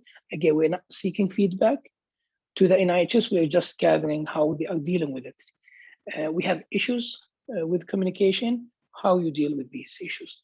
We're not checking the details of the events, we are checking how the system and the process is being made to handle these issues. Meeting with the program director, start with general positive comments, suggestions. Again, when we say suggestions, we're not talking about making consultations or suggestions, but things that you have seen. The program director, would like to see him or her describing how is the strength of the program, what are the challenges that are facing the programs or the program, if it is program accreditation survey or an institution accreditation survey. How is the admin support and the time support that's provided to the program director? Is it adequate? What is the relationship with the head of the department and the head of the division? We are again assessing the process, we're not assessing the people. How the training program committee function, what are the rules of the trainees? I would like to clarify from the documents review when you review the minutes of the TPC. Are the training resources adequate? How is the academic program structured and delivered? How is the communication with the ITC? As you wanted to see from the IT or the DI, how is the communication with the TPCs? I would like to see how is it, how you have these institution training committee meetings done regularly, because the program director as chair of a training program committee would be the one who is presenting or representing the program at the institution training committee or whatever is the governance that's being utilized by the NIHS. How is the communication with the DIO? How is the support from the DIO and the institution? How is the communication with the NIHS? Meeting with the head of the department, I would like to have them to describe an overview of the program, what are the strengths and challenges, to describe the involvement of the program directors and the training programs. Is there adequate support for the program director as a department head? And what's your role to support the program as a whole? Are the resources adequate for the training program and for the department? How the faculty trainers are assessed? How are they rewarded? How do they deal with the feedback provided from the trainees or program director related to poor performance? And how is the poor performance of trainers being handled by the department head? We would like to see the culture of training in the training center and the training program, that the culture is actually is supporting of training.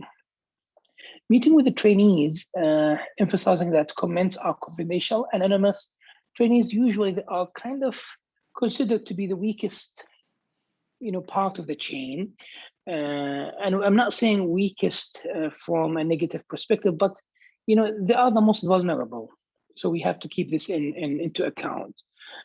Again, when we say that they are the most vulnerable, that does not mean that anything that the trainees would say that means that this has to be always accurate, should not be kind of kept in account. No, we have to keep in account that first of all, we provide adequate time for meeting with the trainees. Usually meeting with the trainees is the most important and most eye-opening part of the training program or training center. It could be sometimes too much positive that looks to be faked, or too much negative, or looking to be natural. Keep this into the account and do not make judgments that they're looking to be faking up that things are going great. Never make up these judgments, or never fake up or actually make a judgment that they are faking up issues to send a certain message. Always look into things as these are the source of input that I'm getting, and never be emotional. Try to keep an account that I am there as an NIHS surveyor to gather information. I would not be linked or connected to issues that are not related to the accreditation standards. If there were things that are even kind of considered to be too much basic, that may not be there in the standards, you put it in the comment section and try to phrase it in a way that deliver what you have seen, rather than make up a story looking appealing to the committee. So in emphasizing on the confidentiality and anonymity of the meeting, that your names are not going to be included in the report, that for any issues that you bring up, and never kind of try to fish an issue. If they are okay, we say, okay, it's not realistic that everything is okay. There must be a problem. That's an issue that some, and again, this is human behavior, some would probably make up issues to try to compensate for your statement. It could be that they have that issue, but they did not talk about it. But you could have people make up issues to bring it up.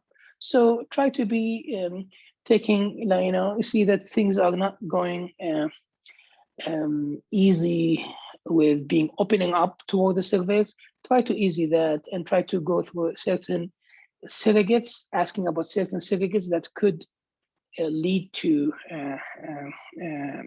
your awareness and learning about the compliance status with the standards. Look for the balance of the strengths and areas of improvement. How's the relationship with the program directors, department head, and the training program committee? The training program goals and objectives, do they have it? And do they meet it? Do they discuss it at the start of the rotation? Do they make sure that they are meeting these objectives during the course of the rotation? And if they are not meeting the objectives, how do they deal with it with the trainer? Trying, okay, I am starting this critical care rotation, and I'm spending 3 months in the critical care rotation. And these are the objectives I'm discussing with my supervisor or trainer at the day 1 of the rotation. And when I come for a month from the rotation, and I'm now moving to the 2nd month, and I feel I did not do enough of, for example, chest tube insertions or endotracheal intubation or whatever other procedures, I would, bring up, if, these are the objectives of that rotation, I'm just giving an example. I'll bring up this with my trainer supervisor. I haven't done some such of this or that procedure or that kind of competence that I need to acquire. And you try to find a way. You'd say, okay, I think, on Tuesday evenings or nights, this is the most common time, for having accidents that could lead to this. So you need to make sure that you have your on-call set in a way that you will be on call in the start of the weekend, on Friday evenings, or Friday nights, or Saturday mornings, and so on and so forth. You try to look into that. Or I would recommend that you do this or that, or go to the simulation and try to find this. Whatever way that you come up with your trainer, or trying to make sure that the trainees do that. So is that happening? Do you go through that as a trainees or not? Or you just pass through? If I did not have a chance to see it this time, it's okay. And or I have brought this up and there was no action being made. So you try to look into that. What are the educational, clinical, and procedural skills, and how do they feel that they are meeting them? Do they feel that they have graduated professional responsibilities? They are assuming senior role and being prepared to be a competent practitioners? Or what is their situation in that regard? The supervision of training, is it happening as per the training level, and whether it is direct or indirect supervision? How is the service training ratio? Again, that's something that it can be a mixed up training. Some trainees, they think that I'm there for training, academia, and service is completely out, or the other way around. Some trainers or training centers, they think that the trainees are there for service. They could pull them off training and academic activities just to cover for a service or something. So that balance, you would like to make sure that's being kept into account, that is not harboring training and is not harboring the end result of this training. The end result, we are there to serve patients. So you cannot say that I'm there doing the 5 years for residency just to be trained and to get academic activities done. There's that balance that need to be. Is the academic half day protected? How is the training program academic half days? Who's been involved? Do they get the trainers? Do they get the trainees participate in preparing for the academic half days? And what is being covered? And assessing the assessment of the clinical and procedural skills. Next.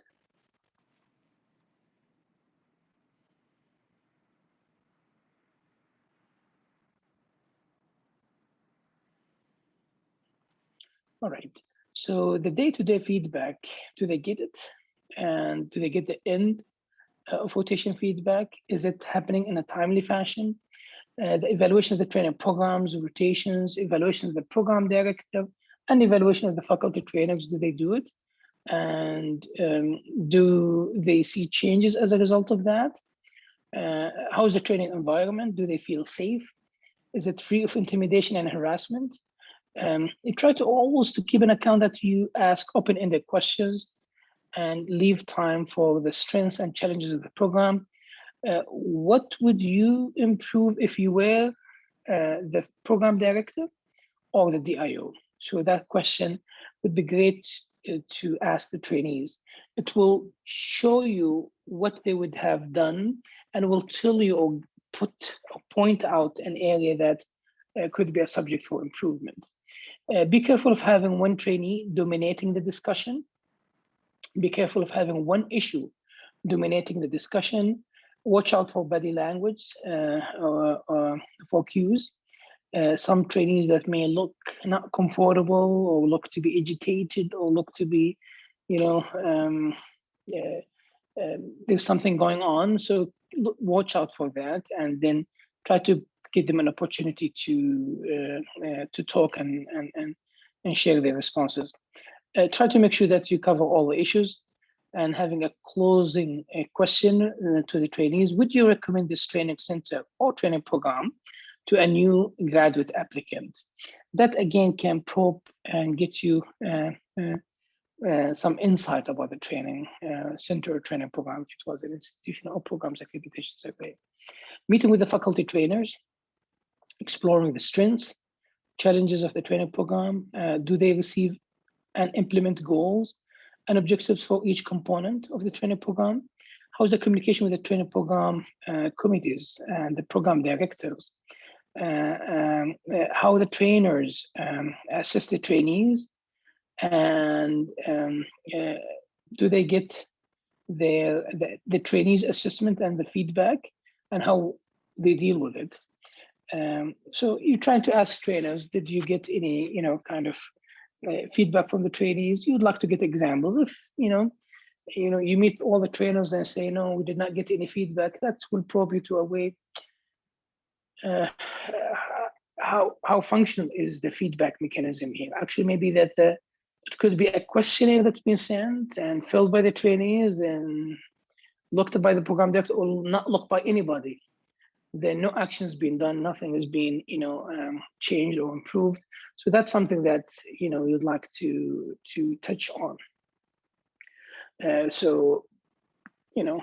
Whether asking the trainees or asking the trainers, or actually asking both, will help to highlight how functional is the feedback mechanism to the trainers, and does it actually make a difference in the practice. What is the involvement of trainers in the academic half days? Do they feel valued as trainers? And do they have opportunities for faculty development? Is the training environment scholarly and safe training environment? Trying to shine some light with there. At the end of the survey team identifies the strengths and areas for improvement, areas for non-compliance, and try to avoid the word weakness. You could describe it as areas for improvement, or challenges, or issues that I would highly recommend. The exit debrief with the program director, if it was programs accreditation survey, or with the DIO, if it was institution accreditation survey. Each area for improvement or weakness relates to one of the standards when you are filling the report. So try to make sure that during the exit debrief and while you are filling the report, you always link your comments to the standards. The accreditation survey is eventually prepared, signed, and submitted within the same day before the survey team leaves. That's what we highly recommend, or maximum within 24 or 48 hours based on the policy at the NIHS. Do not disclose the recommended accreditation decision during the exit debrief or at any time, as that decision is based on the final recommendation from the institution and program accreditation committee, or the central accreditation committee, which would review your report as a surveyor or as a survey team. Then they would make the final recommendation. The decision would be shared. At the exit debrief, again, never disclose what is the decision, or what, because you don't have the decision authority, or your recommendation, because that's not going to help, because there could be something that could change. So you would not want to address on that. Link it to the standards, how is the compliance to or non-compliance to, and go through them and start with the standards that they are in compliance with, then the standards that you have observed that they are not in compliance with. And having a kind of a unified term, if you are asked about the decision, in Arabic or English, that the decision is going to be provided to you, by the NIHS through email or through whatever way that the NIHS is providing the decision after, having the report presented to the concerned committee and having a decision be issued. So that's something that describes how is the governance of the accreditation decision. Accreditation decisions are made and sent formally by the NIHS, whether it is fully accredited for whatever period the NIHS is having for the full accreditation cycle, or conditionally accredited, or probation, or warning for probation, or withdrawal. And at the Saudi Commission, the withdrawal decisions is the final recommendation by the Central Accreditation Committee. All the other decisions can be made by the Institutional or Program Accreditation Committee, except withdrawal, it has to be sent one level up to the Central Accreditation Committee for withdrawals before it's been approved and the decision is being made. Or if it is the decision is declining a new application. Thank you so much. I hope that we did not take too much time on the presentation. I hope that we have adequate time for questions, and we are more than happy to address any, Dr. Mohammed and colleagues. Thank you so much. Well, thank you very much, Dr. Hussein. I can tell you that I've been receiving many messages for the last 2 hours during your talk. Everyone is saying it's excellent presentation, and almost everyone say, can you share the slides, and can we get the videos on for all the accreditation surveyors, participants for the future also training. So I need, first of all, your permission, if that's okay.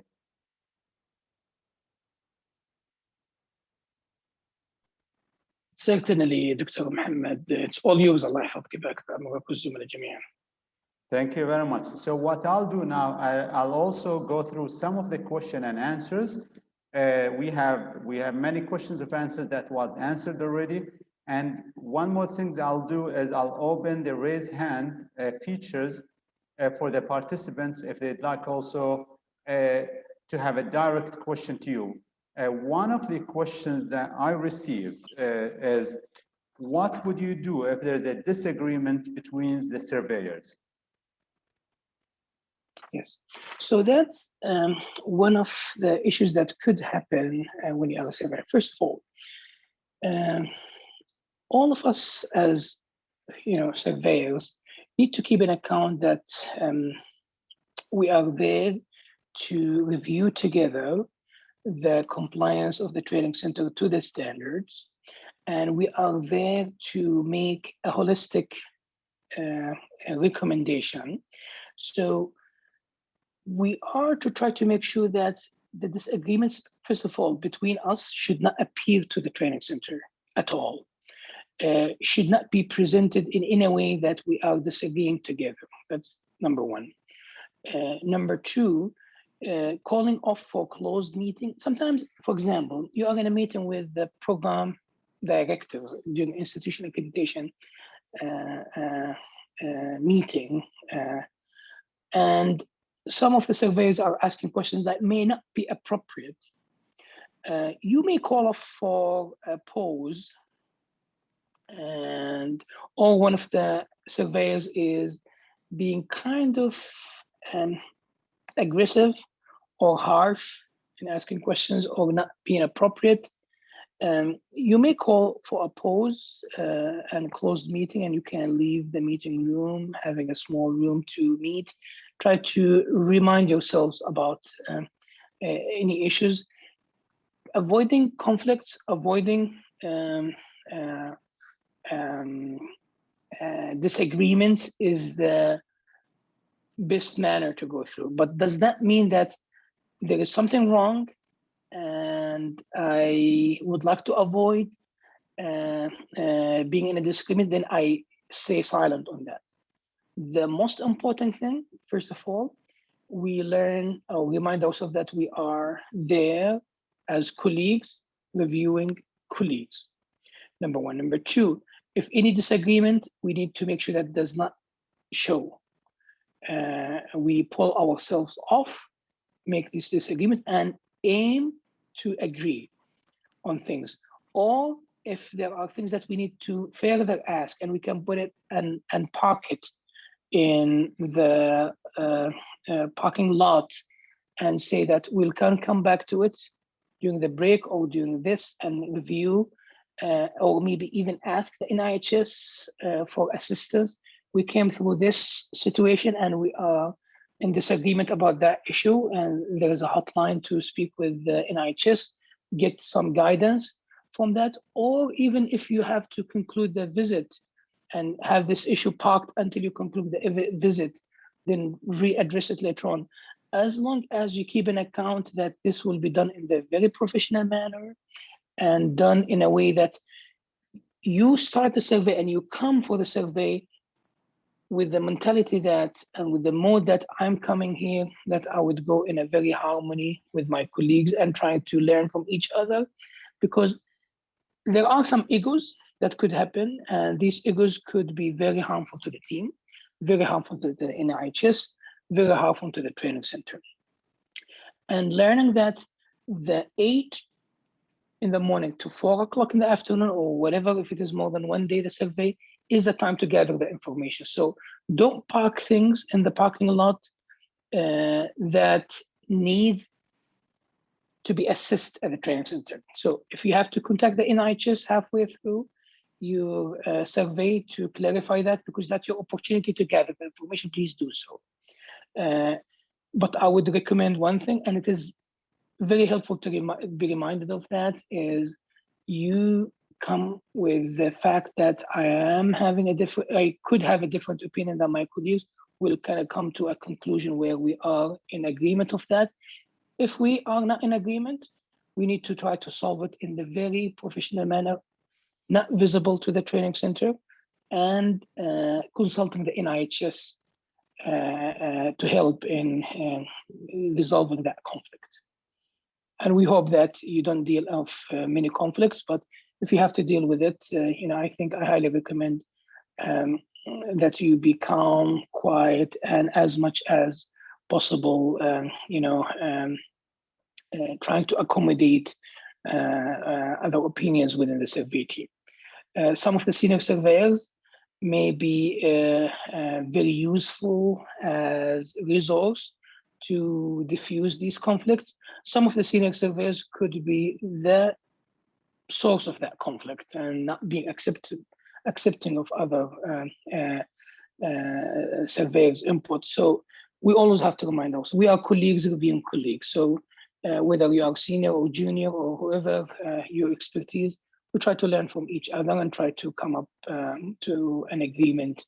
And if there is a conflict, not to be visible. That's. I hope that's not. I hope that that's answered that question. Well, thank you, Dr. Hussein. That does answer. And one more question is about the filling the rubrics. Would you give everyone a rubrics, every surveys, or would you ask them all to fill in one form and agree on it? Yeah, we recommend one form and you agree on it. Excellent. Yeah, and it really depends on the if the NIHS has, averaging scoring system. But what we do at the Saudi Commission, and that's what we recommend, that you agree on the score that you put together. Interesting. Now, another question about the surveyors here. Someone is asking, what would be the minimum qualification of surveyors? And would you consider appointing a surveyor who's not a practicing physician or surgeon, but has an experience in medical education? Yes.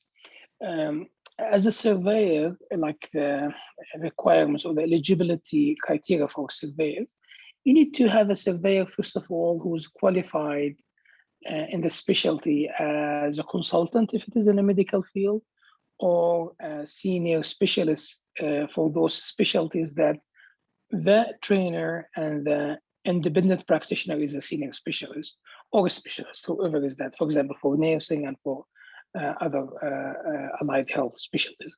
But first of all, that should be, qualified as a consultant, would be having a 3 years experience in training.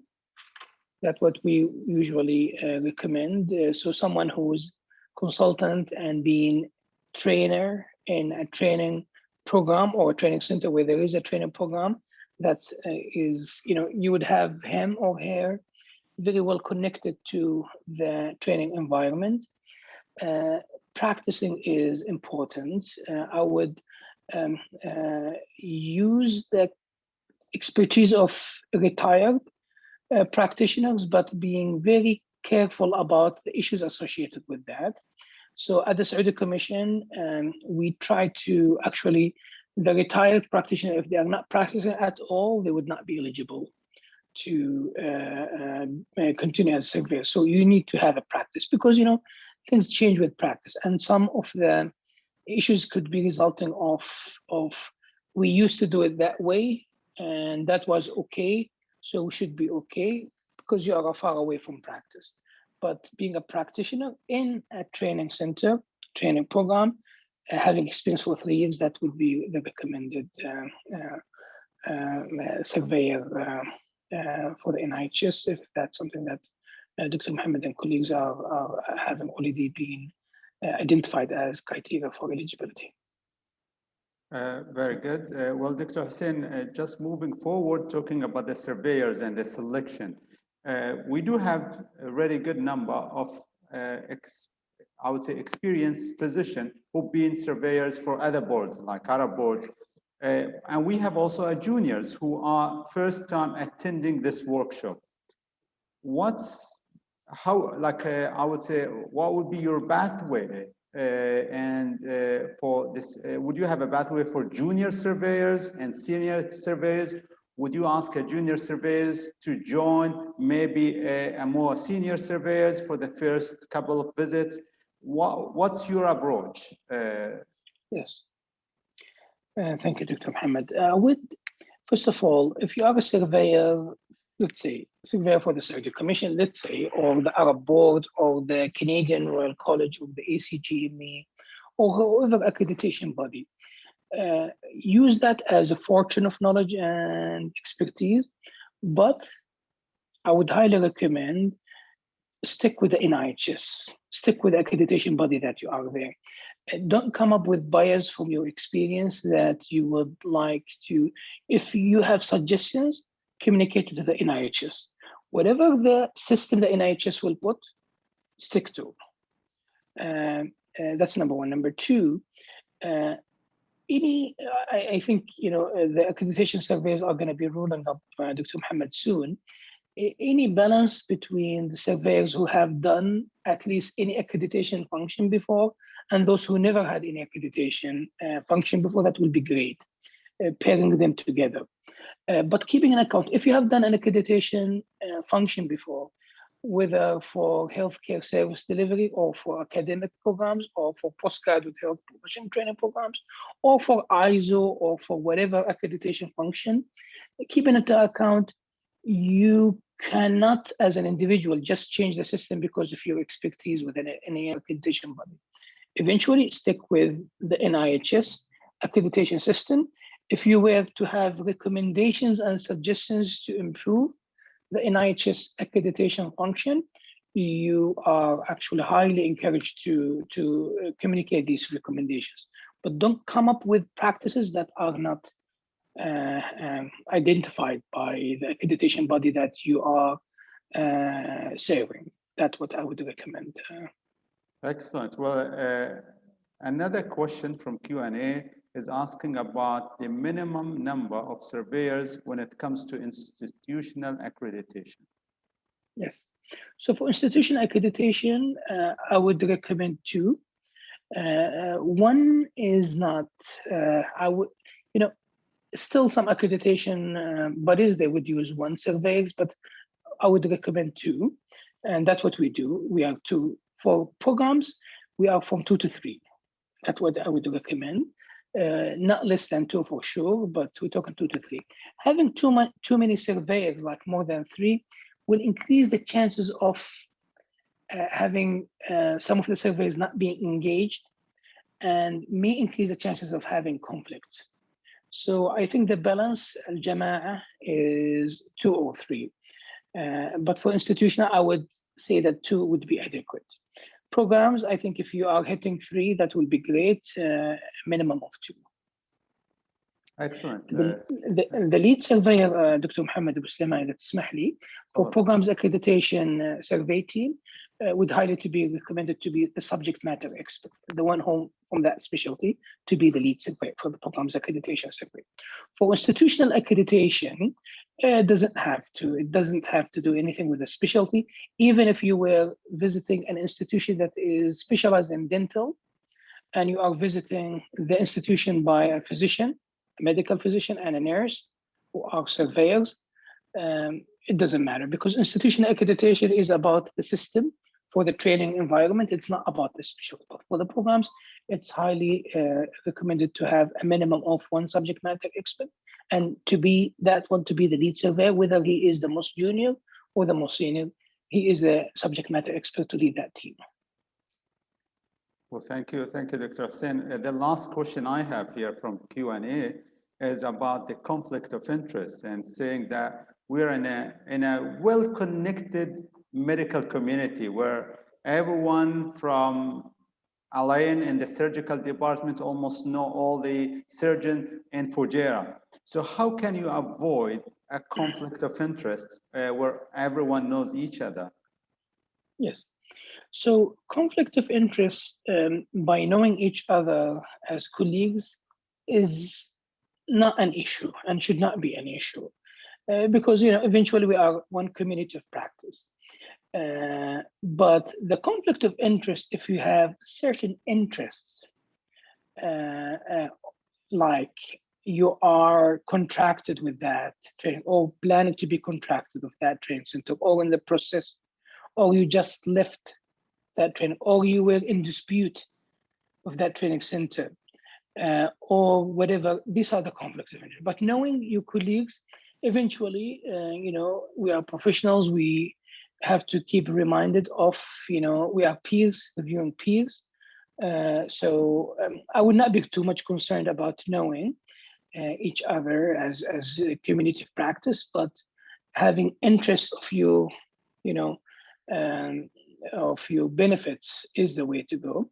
Or, visiting a friend, colleague in the training center that you may or may not feel comfortable to make recommendations that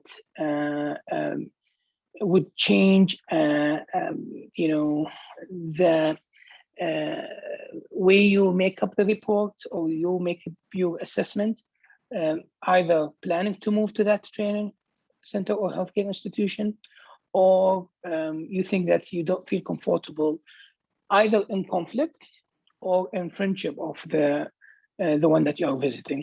You can state that I don't feel comfortable to visit that training center due to personal connections, and that's enough for the NIHS to look at that and either further ask you about these personal connections or personal issues or whatever, or choosing someone else. But as long as you state that I don't feel comfortable assessing or evaluating that training center, and making up a brief reasoning that the training, the NIHS would make up the decision for.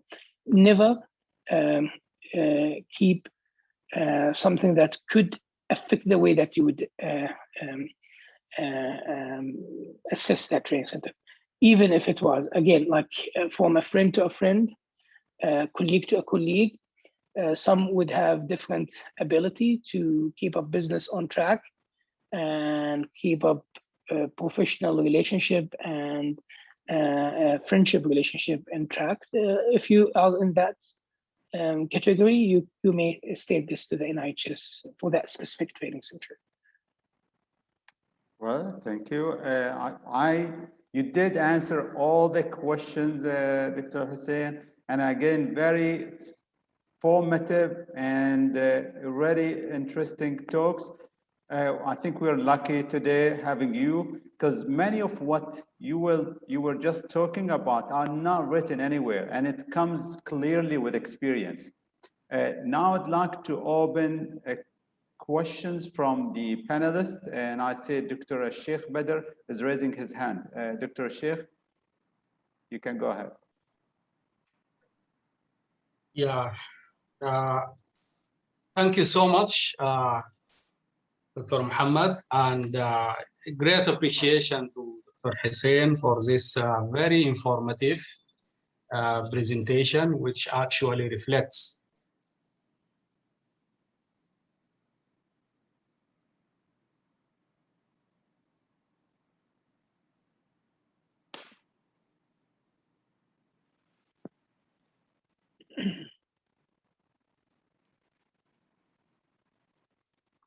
For some reason, I don't hear the question, Dr. Sheikh. Maybe the internet connection is weak on your side. I don't know. Do you hear anything, Dr. Hussein? I did not hear that. and delving into areas of qualitative skills. It's not like a quantitative exercise. So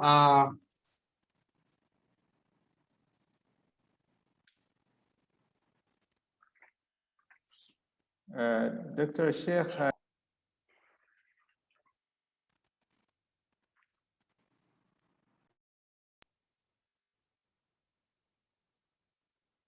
Dr. Sheikh, it seems your internet connection is weak, and for some reasons we cannot hear you. You can turn the video off,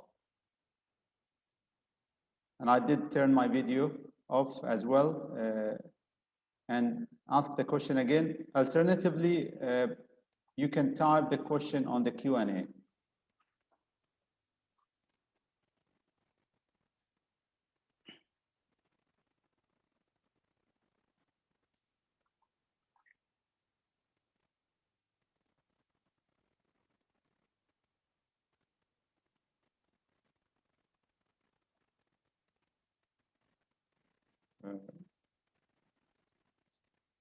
Dr. Sheikh, we cannot hear you.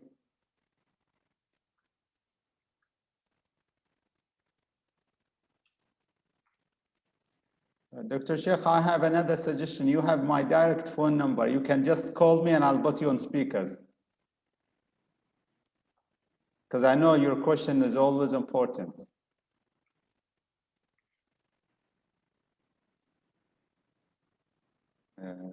I don't know. I don't see him now.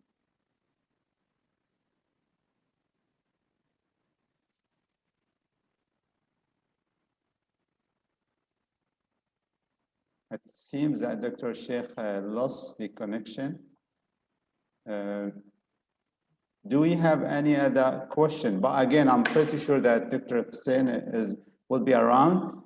Do we have any other question from the speakers or attendees? I see two raising their hand. Shiba, Ghaniya. Let's see, I'm just gonna allow to talk. Let's start with Shiba. Shiba, go ahead. Good morning, sir. Thanks a lot. That was a really, really amazing webinar. Actually, I am doing certificate course on accreditation and assessment with Kiel University. But I think, like you said, more than what I learned from sir today. It was a really amazing webinar. And one doubt, sir, when we send 2 or 3 persons as surveyors for accreditation to the institute, don't you think, sir, we can have a subject expert and then maybe a medical educationist, like that combination? Do you think that will be better, or maybe only subject expert will be better, sir? Thank you, Shiba. Thank you, sir. Thank you. تفضل دكتور حسين. Thank you so much, Dr. Shiba. So medical education background is an asset, or something is useful, but the most important thing is that background into training, into postgraduate training, and being able to stick with the principles of acting as an accreditation surveyor. But medical education background is of course, is a great asset. But it is not a replacement to someone who is practicing and who is actually involved into training who is sticking with the principles of being an accreditation surveyor. That I hope that does answer the question, Dr. Shiba. Excellent. And let's take the last question here from Dr. Sharif. Go ahead, Dr. Sharif. Yeah. Thanks a lot for excellent program, and thanks a lot, Dr. Hussein, for this excellent presentation. My question is, how do you assess the outcome? So we accredit the centers and the programs to produce highly qualified doctors, but the process itself, it doesn't mean that it actually translates into a highly qualified or highly skilled doctor. The reason I'm asking, I come from UK background, and in UK we know that some training programs are very good on paper, but the reality is that trainee, they don't have the skills that we expect to have for day one orthopedic consultant in my specialty, for example. So how can you measure this, or how can you comment on this area, if you don't mind? Yes, thank you so much, Dr. Sharif. Accreditation by itself cannot. So when you have a full system of robust accreditation, robust formative assessment tools, and robust summative assessment tools, that will be the combination toward training that graduates competent practitioners. So accreditation by itself may not pick up all these issues. But when you have robust accreditation, which, accreditation drives excellence. So you have strong accreditation, you are more likely to have strong training. You are more likely to have trainees who would be confidently pass through summative assessment, which is the final training exam, to be competent practitioners. But robust accreditation would not do it by itself. So you need to have the system of great training, supervision of training, and having a robust formative assessment tools that are being utilized in the most effective manner. That is the difference between training programs from country to another country.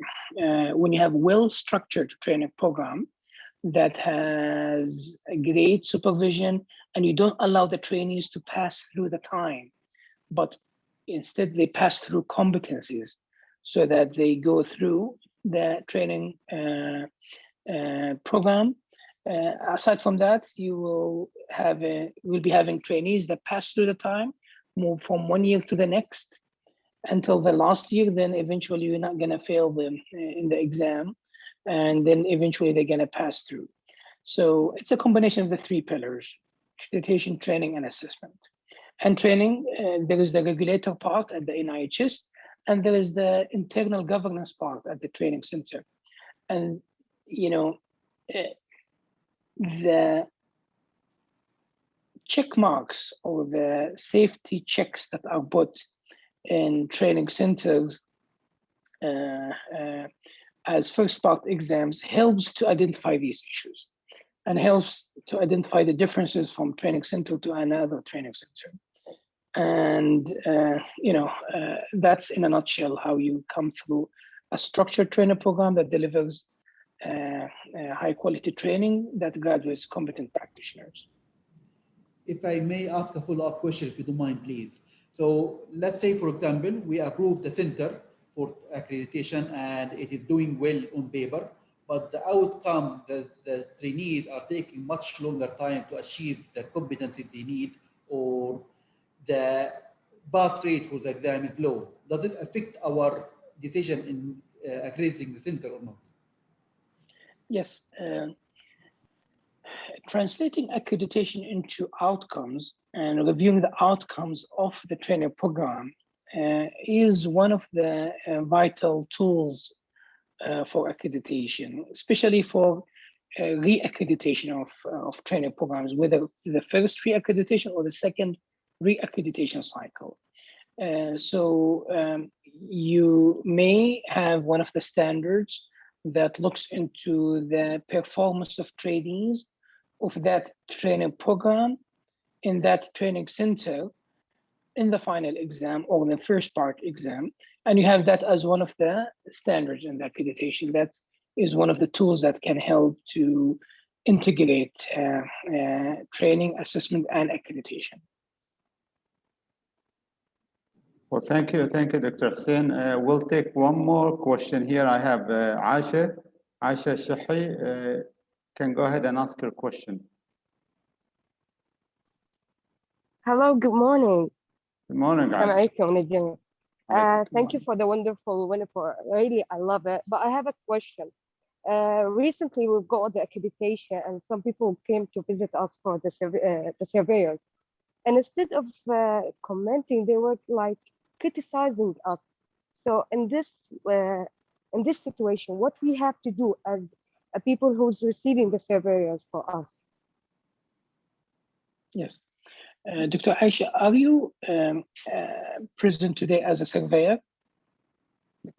Yes. Or as a training center? No, actually, I'm a nursing unit manager, but I love to attend it. I know that's what my first question. Should only doctors and professors should attend?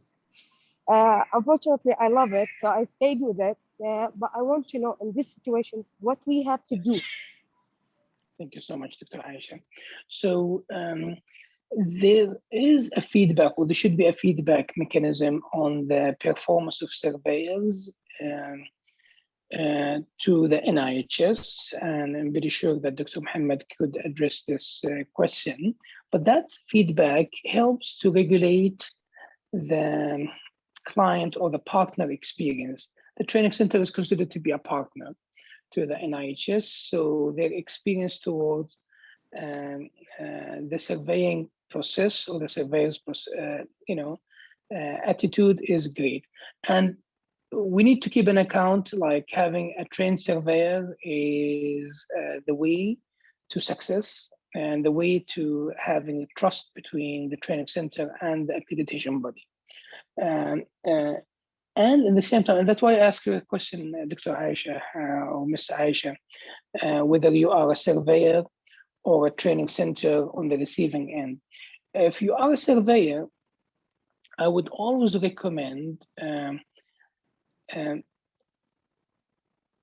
while you are in a survey and you see a colleague who is either being harsh or inappropriate with the training center, your rule and as again, the message is to the other surveyor who's been harsh, your rule is to remind your colleague that we are here as colleagues, visiting colleagues. We need to be reminded of being humble, kind, and collegial with the training. So always remind yourself, remind your colleagues, that is your way to deal with that. If you were a training center, you are on the receiving end, and you were to receive a surveyor who is being harsh or inappropriate or whatever the attitude that you don't like, first of all, try to react in a very calm way and try to make sure that at the end of the survey, don't address these issues during the survey. At the end of the survey, report your issues through the satisfaction survey or whatever the survey that's been sent by the NIHS. Report your issues about the surveyor attitude and try again to be, not to be emotional or to be, kind of too much reactive about that. Report the issue as it is, because eventually your rule is to ensure that the surveyor process is optimized and the surveyor's training is being optimized. Your rule is not, to be unhappy about the performance of that surveyor. Having or building a surveyor is not an easy task, and I can tell you this, Ms. Aisha and the whole colleagues. Building a surveyor who's competent, who's knowing what to do, and knowing how to react and how to act, how to be collegial, humble, and collegial while performing his or her function as a surveyor to the highest quality is not an easy thing, and it cannot happen in a year or two. You would need time, you need counseling, you will need remediation, and sometimes, unfortunately, exclusion of those who don't improve upon their performance.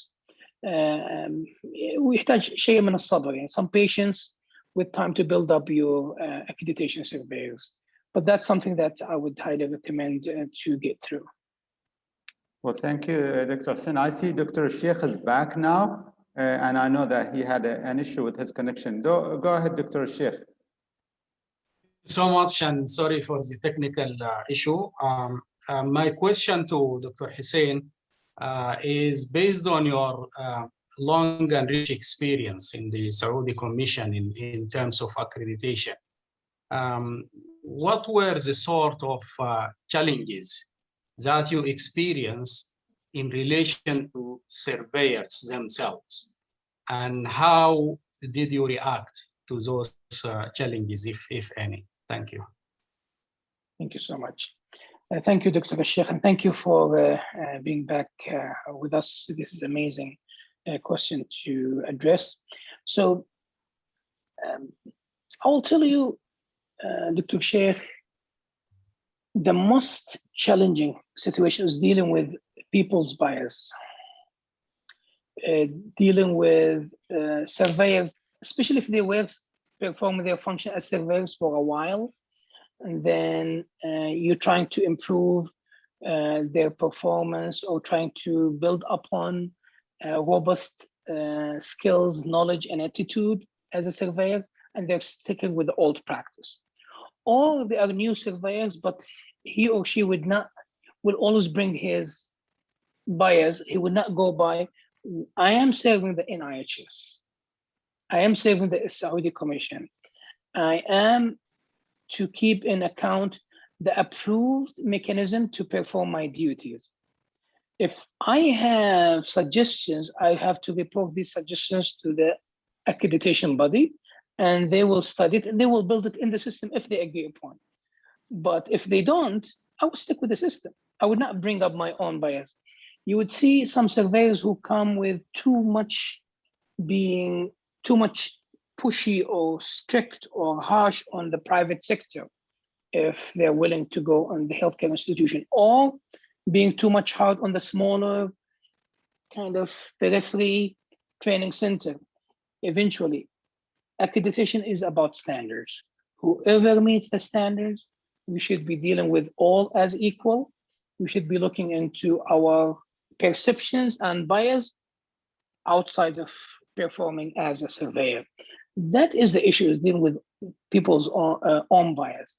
You have training of the surveyors, and you would see some of the surveyors, as soon as they join the survey team, they will stick with the principles, they will stick with reading, preparing for the surveys, doing their function extremely well. Those are the ones who are likely to continue and build upon robust accreditation surveys. Those who come with their own bias, or those who don't read, they don't keep up to date with what's going on in the accreditation system, the training, they don't keep themselves familiar and preparing for the survey, being familiar with the curricula. It's a robust activity. Being a surveyor is a robust activity. It is a time, labor-intensive activity, but it's worth it. You would never, ever think of any rule that could really drive training toward excellence, aside from having a robust accreditation standards, system, and surveyors. If you have that, the system that governs the accreditation decision, and having standards that are well established, surveyors that are implementing these standards, you can drive excellence through accreditation. Having surveyors who come up with their own bias, come up with issues, or not being prepared, not even participating into these surveyors workshops, I think we should be very clear about that, and keep into account, you are too busy to be prepared to be an accreditation. We appreciate the time that you are busy. This is life, but maybe this is not for you. But coming as a committed surveyor, learning, and each time coming with a humble, kind, and not have done it for years, then I will come, because I have done it for years, I will come with my, being consistent, being always, close to people, being very friendly, dealing or managing conflicts. That's what would be the way to go. I would say, in order, if you have already a surveyor, to change that practice or the attitude of a surveyor would require some time, and sometimes it could fail, and you would have to end up by excluding a surveyor or a group of surveyors. Building up surveyors from the scratch, having everyone agree on or sticking to the principles, and having a robust counseling for issues will help to build up any gaps. And that's what we do see. We would not think people will be perfect from the first time they join the surveyors team, but with counseling, with proper mentorship, with training, with pairing them with senior surveyors or with surveyors who know what to do. And being a senior surveyor, by the way, might not necessarily be, actually being a senior practitioner may not necessarily be a tool to be. So the senior should be accommodating for the juniors should be respectful and accommodating for the seniors, and learning is the key. And being there to learn from each other as surveyors, being there to learn from the training center, being there to appreciate what you see in the training center is the key to continuous improvement, and is the key for continuous development of a robust surveyor team. Well, thank you, Dr. Hussein. Another question coming from Fatima Al-Hamadi.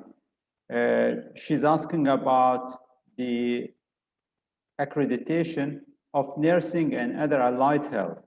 And just to let Fatima, and I know we have a good number of nurses, that National Institute has started communicating with the Nursing Council in UAE, and we are in the process of forming a scientific committees to look at, number one, needs assessment, number two, putting together the accreditation standards.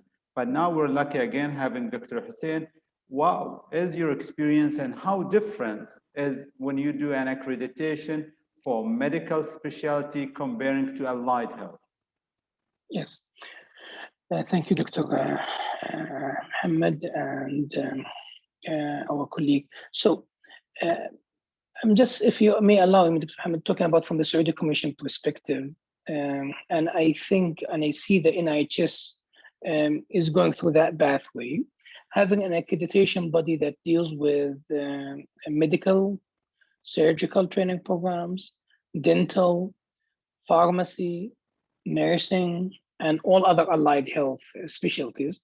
That's the Saudi Commission for Health Specialty, and I see or foresee the NIHS probably moving toward that with what you just have stated, Dr. Mohammed. The key is having a unified system.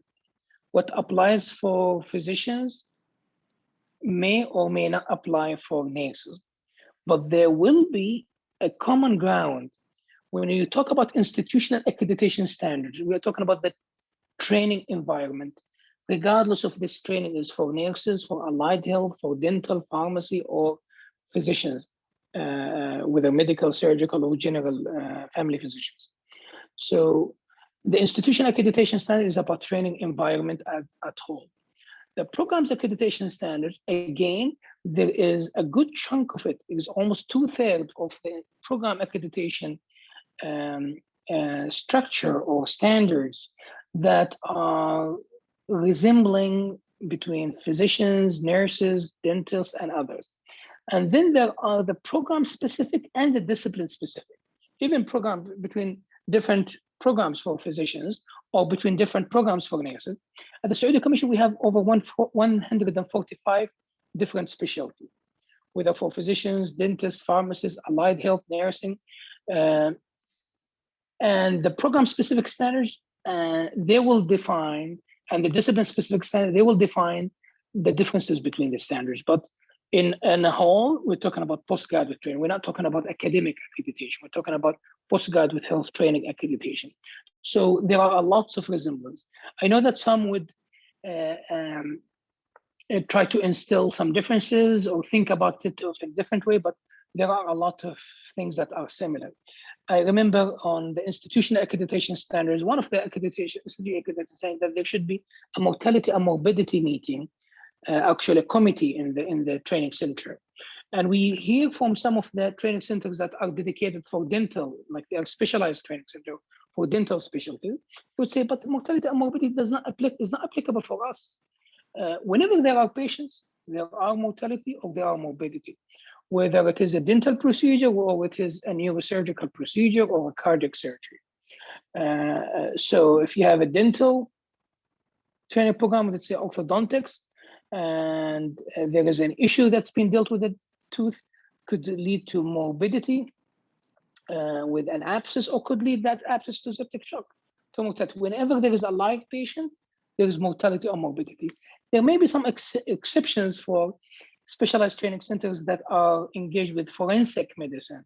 There are forensic medicine training centers that may not be applicable to that, but yet the majority of the standards are applicable. Pathology training centers or specialized training centers in lab, they also has mortality and morbidity resulting from what they have. So you need to have these committees, and you need to have the trainees engaged into these committees. And think about a trainee who have went through a mortality and morbidity committee meeting and been engaged into that.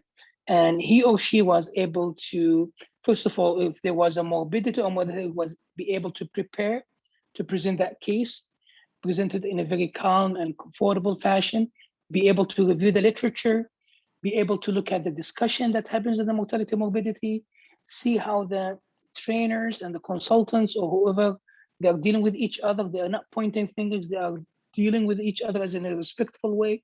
They're trying to learn from that morbidity. They're trying to study that morbidity. They're trying to come up with projects or initiatives to reduce that morbidity if it was preventable, or agree upon that this is expected, this is a consequence that could happen, and there is nothing that could be done, or there is minor things that could be improved, but eventually there is nothing that's going on. Seeing how respectful they are. How would you see that trainee when he or she graduates and be a trainer by himself? How would he deal with his or her peers if he went through that training and he went through that experience and saw great examples and being trained upon how to handle these? So these are the differences that are actually the things that we think it is different, but eventually it is the same. That's what I look at it from. What has to be done differently, we do it differently, but what has to be looked into the same, we deal with it in the same way.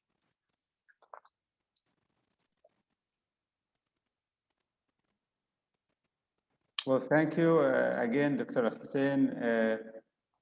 I don't see anyone raising his hand, and I don't see any further questions on the Q&A. I'd like again to thank the Saudi Commission for Health Specialty, and thank the panelists from the Saudi Commission, Mr. Salih Al-Ghamdi, Ms. Halima Al-Anizi, and Ms. Ala Al-Jarisi. I'd like to thank them all for their time, for their efforts. We're really proud having you today. We learn a lot, and this would be part of the history. This is the first workshop I can tell you that we're making at NIHS, and we're really proud that we're making it with our neighbors, Saudi Commission for Health Specialty. When we talked about it a month ago, we were expecting 30 participants. I can see 151 participants, which reflect the interest of the medical community on the NIHS and being part of it and being part of the accreditation team. Thank you, Dr. Hussein, and thank you to all the teams. Maybe if I can ask Mariam, I think she would need a break, most likely. Let's do a break for another, it's now for another 7 minutes, and let's get together at 11:55 UAE time. It will be 10:55, and I'll stop recording. Thank you so much, Dr. Mohammed.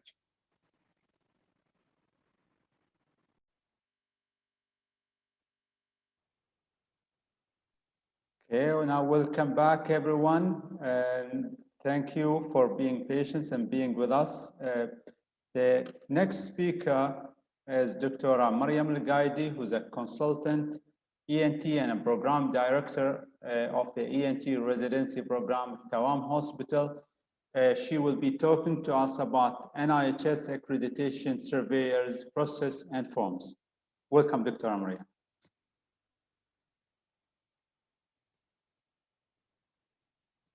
Dr. Mariam, you need to unmute yourself because we cannot hear you.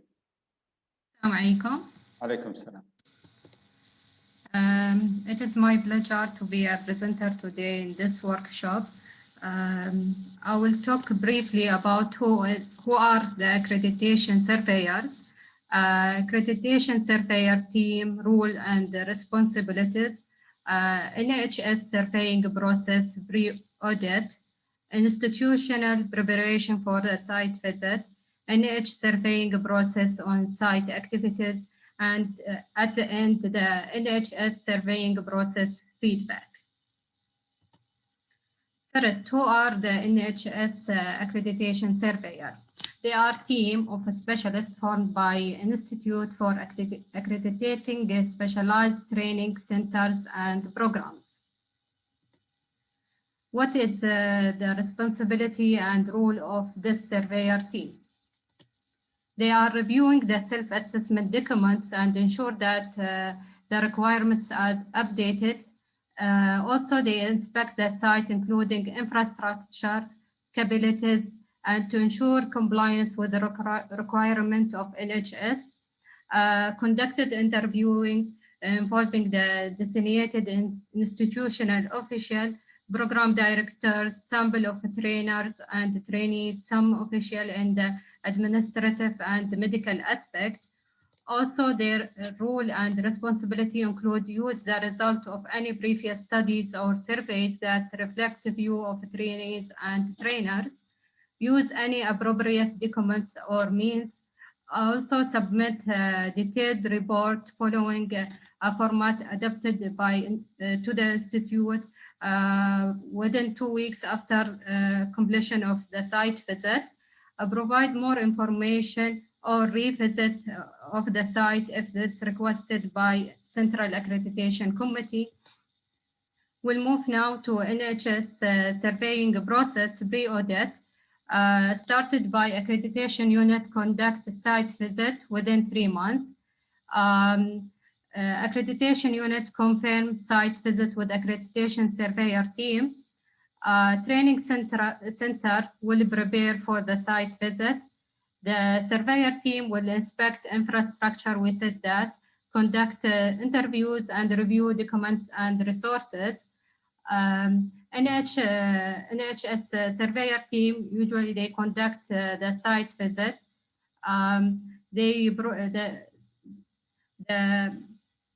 The NHS Accreditation Unit provides surveyor with the site visit forms and rubrics. The surveyor team should prepare detailed signed report and share it with the NHS Accreditation Unit within 2 weeks after finishing the site visit. We said that that this team should review the application and the documents before conducting the site visit, and they will receive copy of an institutional and program accreditation forms and rubrics from NHS to be used in the site visit, before the site visit. We'll move now to the institutional preparation for the site visit. The institution should prepare something, some documents, and also to provide the suitable room for office work and interviews for the surveyor team. The designated institutional official must be fully available for accreditation surveyor team during the site visit. Also, they should provide immediate access to relevant buildings, places for inspect during the site visit. Also, to prepare all required documents and information to the surveyor team. Also, they should notify those involved in the interviews and facilitate interviewing them, like a program director, coordinator, residents, and faculty and core faculty. The surveying process on site activity, surveyor team, they will inspect all relevant sites, building, and speak to the administration, trainees, trainers, and related persons like nurses or core faculty or faculty. Surveyor team must provide the necessary notes and deliver them to accreditation unit after the visit, which will turn to send them to the health establishment or training center with notified of the time limit for response. Now we'll move to the last topic is the NIHS surveying process feedback. After receiving the training center response to the site, to the visit notes, the surveyor team should submit detailed report to Central Accreditation Committee through the accreditation unit, and this report should be signed by all participated surveyors during the site visit. A Central Accreditation Committee, they will study the accreditation surveyor report, and they may invite members of the team to attend the meeting to explain or answer questions. The committee, the Central Accreditation Committee, maybe also they can request any additional documents or statement from the training center. The Central Accreditation Committee, they have the right to accept or reject the accreditation surveyor report after the full justification, and maybe they will ask for a new site visit for the same training center. After reviewing and editing, the Central Accreditation Committee issues its recommendation concerning institutional or program level accreditation decision and submitted to the General Secretary of NIHS through the chairperson of the committee. This is my last slide in this presentation. It is the summary of accreditation decision. The decision of accreditation could be to grant an institutional or program level accreditation for 5 years, or decision to grant conditional institutional or program level accreditation, or decision not to grant accreditation, or decision to notify a possible freeze accreditation warning letter, or decision to freeze accreditation, or decision to withdrawal accreditation, and the end decision to modify training capacity in case of a program level accreditation. This is the last slide in my presentation. Any questions? Thank you very much, Dr. Mariam. And again, we'll open the questions for everyone. Alternatively, if there is no questions, what we could do, we could move forward and get everyone to present their part, and then we can open it for question. I think I don't see any questions coming up. Let's do this. Well, Thank you. Yeah, thank you very much. Thank you, Dr. Mariam.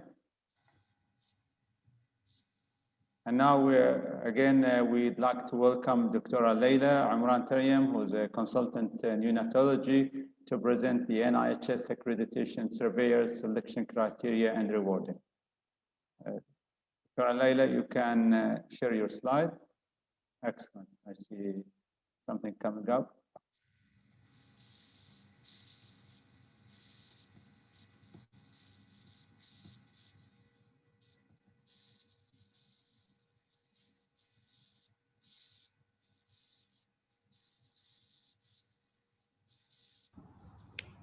I'm sharing the slides as we talk. Can you see any of them? I see a whiteboard and yeah, that's all. All what I see is a whiteboard. I thought that you'll be writing on the whiteboard. So No, we're actually, fine. I don't know where the whiteboard has come from. Technology is not agreeing with me today. If you like, I have your slides and I can share it. Well, let me give it one more try, and then Sure, we'll go see ahead. how it goes. Yeah. This should be working now. Yes. We're good to go? Yes. Good to go. Perfect. All right. So thank you, Dr. Mohammed, for introducing us. My name is Leila Taryam. I'm actually a consultant neonatologist. I've been working with medical education at Ministry of Health and Prevention, and lately I have been appointed as the head of medical education department at the Training and Development Center under the new baby, which is the Emirates establishment, and hopefully we'll be all joining together to fulfill all the criteria of the accreditation and surveyors. Let's move on, not to keep people waiting. I know there were a couple of questions on the selection criteria, and maybe some of them would be including also the rewarding. So let's get to it. Okay. So the following conditions should be met in any of the accreditation surveyors team members. As you all know, it has been a long-awaited proposal by the NIHS, which is popularly known in the community as the Emirati board. And we have set specific standards that we need to meet as criteria for the accreditors and the surveyors that are going to accredit most of the specialties. So number one, yes, we do mandate that they should be at a consultant level in one of the health specialties. They need to be participations in specialty training with a minimum of 3 years expertise or experience.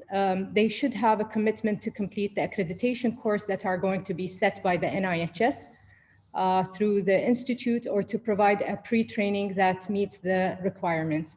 I believe you all understand that we come from different backgrounds. The majority of us actually belong to different health authorities here in the United Arab Emirates, and each one of us would prepare a specific training program for its faculty. That said, those training programs need to be approved or to the standards of the NIHS. Now, compliance with the policies, regulations, and procedures governing the accreditation process is a must, and that goes with any accreditation, be it related to medical education, or the majority of us have the JCI accreditation process, so they are well aware and familiar that everyone has to abide with all the policies and the rules and regulations of the institutes. Commitment to provide a minimum of 5 days per year for accreditation. When we specify on minimum, since we have lots of experts in the field, that means we would be seeking their expertise involvement in the majority of our accreditation processes. With that said, this is still being a new process here in the United Arab Emirates, so we're all trying to familiarize ourselves with the accreditation process. All our surveyors are going to be obliged to sign the conflict of interest undertaking and protect the confidentiality of data and documents. Thankfully, Dr. Hussein went into the specification of how, from the ethical point of view, how important the conflict of interest and being obliged to sign the confidentiality agreement with the NIHS. And my colleagues in the next presentation are going to take you through all the forms and specify on how to actually obtain this. Now, the Central Accreditation Committee shall screen and review applications to join the Institute Accreditation Surveyors team and submit its recommendation to the Secretary General for endorsement of these selections. What this means is that any applicant or anyone interested in becoming a surveyor, all their applications are going to be reviewed by a committee. The decision making is not made by one single person, and we welcome any applications to the Institute. And with that, after the first phase, they will move on to being as a recommendation to the Secretary General for that endorsement. And with that said, then you will be a certified surveyor of the NIHS in the specialty that you have selected, or in general for the institutional accreditation. Let's move on to the rewarding. With the rewarding, the Institute financial bylaws specify rewards for members of the accreditation surveyors team and the financial obligations related to the implementation of the site visit.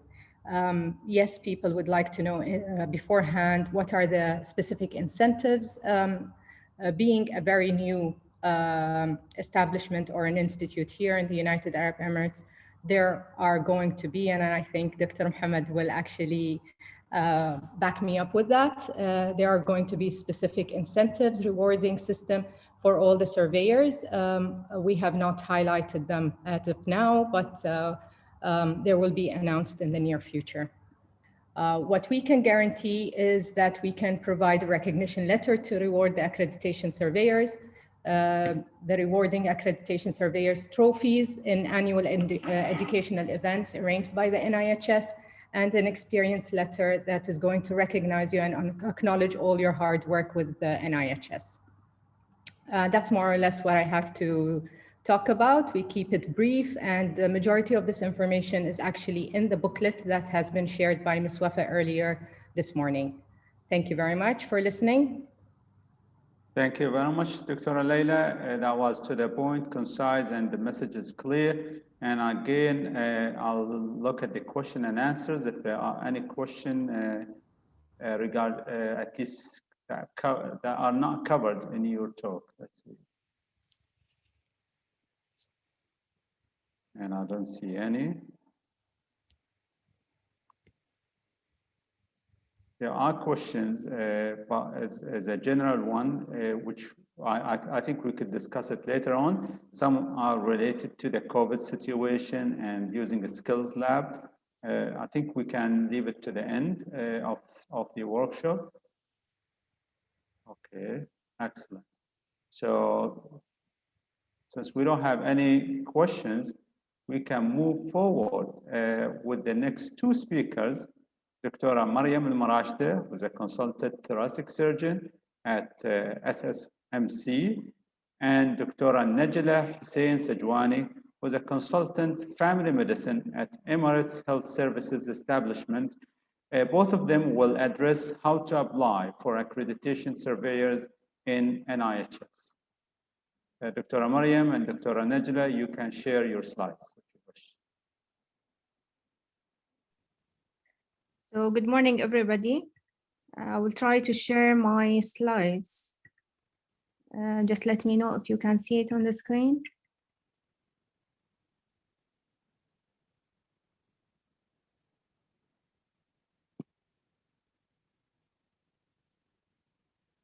Do you see my slides? Not yet, Dr. Mariam. Maybe it's coming. You click on the share screen. I did already. Okay.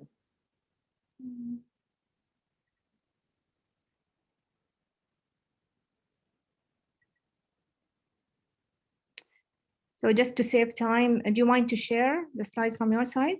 I can do that as well. Yeah. Sure. Yes, share. I hope everyone now can see. Yeah. Let's do this. And feel free to say next, and I'm happy to walk you through it. Yeah. So thank you for everybody who's attending this workshop, and thank you for staying to the last minute. I know it's a long day over the weekend. So I'm gonna talk since morning we are talking about surveyors and the process. I'm gonna tell you how to apply actually to be a surveyor in the NIH. So next slide, yeah. So usually, basically, the workflow for the surveyors to apply start with the candidates who's interested actually to be a surveyor to submit their applications. I'm going to show you on the next slide later on the details of it. Then there's an accreditation unit who's going to review these applications. There will be a screening committee who's going to review all completed applications. If there is any missing information, this will be notified actually for the applicants.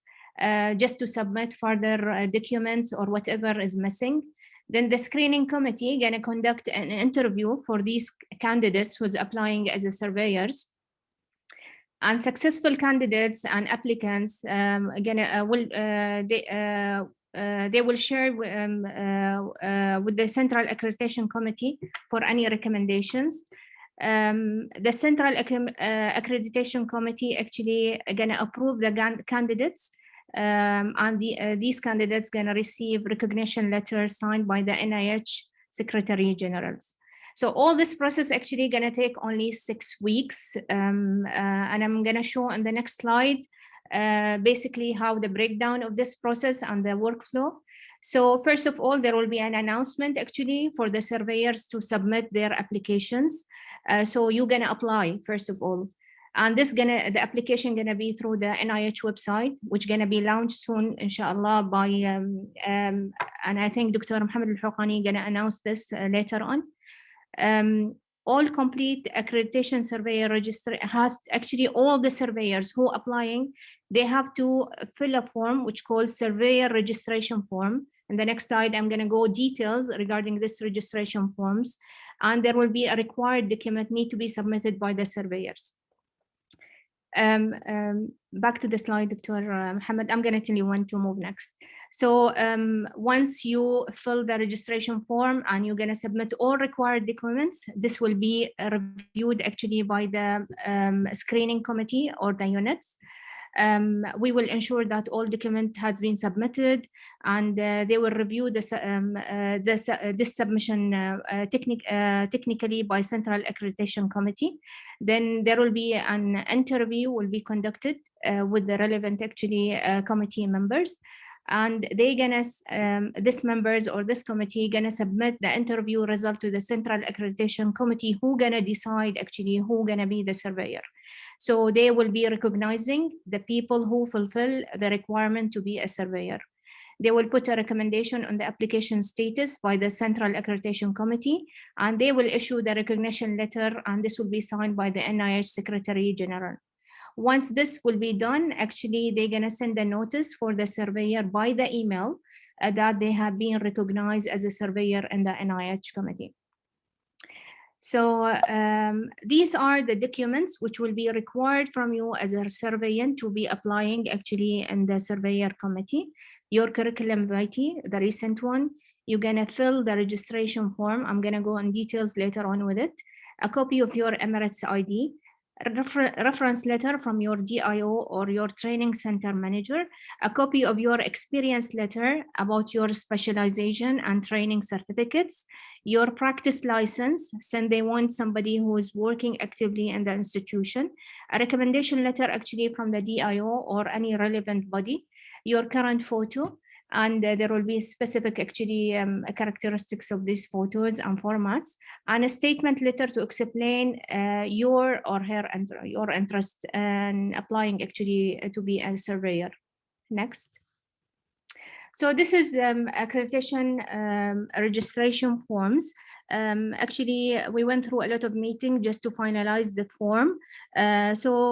Basically, first of all, there is a general instruction will be given in terms of how you're going to apply your CV, the format of your CV, the format of your photo, and the information has to be, it will be dealt very confidential. Then there is a general information regarding your personal information, like full name, nationality, date of birth, gender, your mobile number so we can communicate with you, your email, your city where you work, and your hospital you are working. In terms of your educational experience, you're going to fill if you are in any general, what's your general specialty, if you are working in any subspecialty, what's your how many years of experience you have been a consultant or a qualifying physician. If you have been ever participate in any accreditation evaluation visits, so you can say yes or no. If you attended the faculty development workshop, it's very important. Actually, it's going to be one of the selection criteria to attend the faculty development workshop. Number of time you participated actually in any visits. It will be very competitive in terms of selecting our surveillance. Then in terms of documents, what I mentioned earlier actually in my previous slide regarding your CV, your Emirates ID, recommendation letter, statement why you are interested to be a surveyor. Then there is a signature part, actually a declaration by the applicants. Very important, I think, just later on when we're gonna share this with whoever gonna be interested to be a surveyor, it's very important to know that if you accept to be a surveyor, you should be aware that you're gonna be providing minimum of 5 days per year for conducting these accreditation site visits. It's very, very important, so you can free yourself actually ahead of time, arrange your clinics. If you are a surgeon like us, free yourself from your theaters, and to have a free time to conduct these accreditation visits. So at the end, you're gonna sign, you're gonna put your signature and the date you signed your registration form. Next. Dr. Mohammed, can we have the next slide?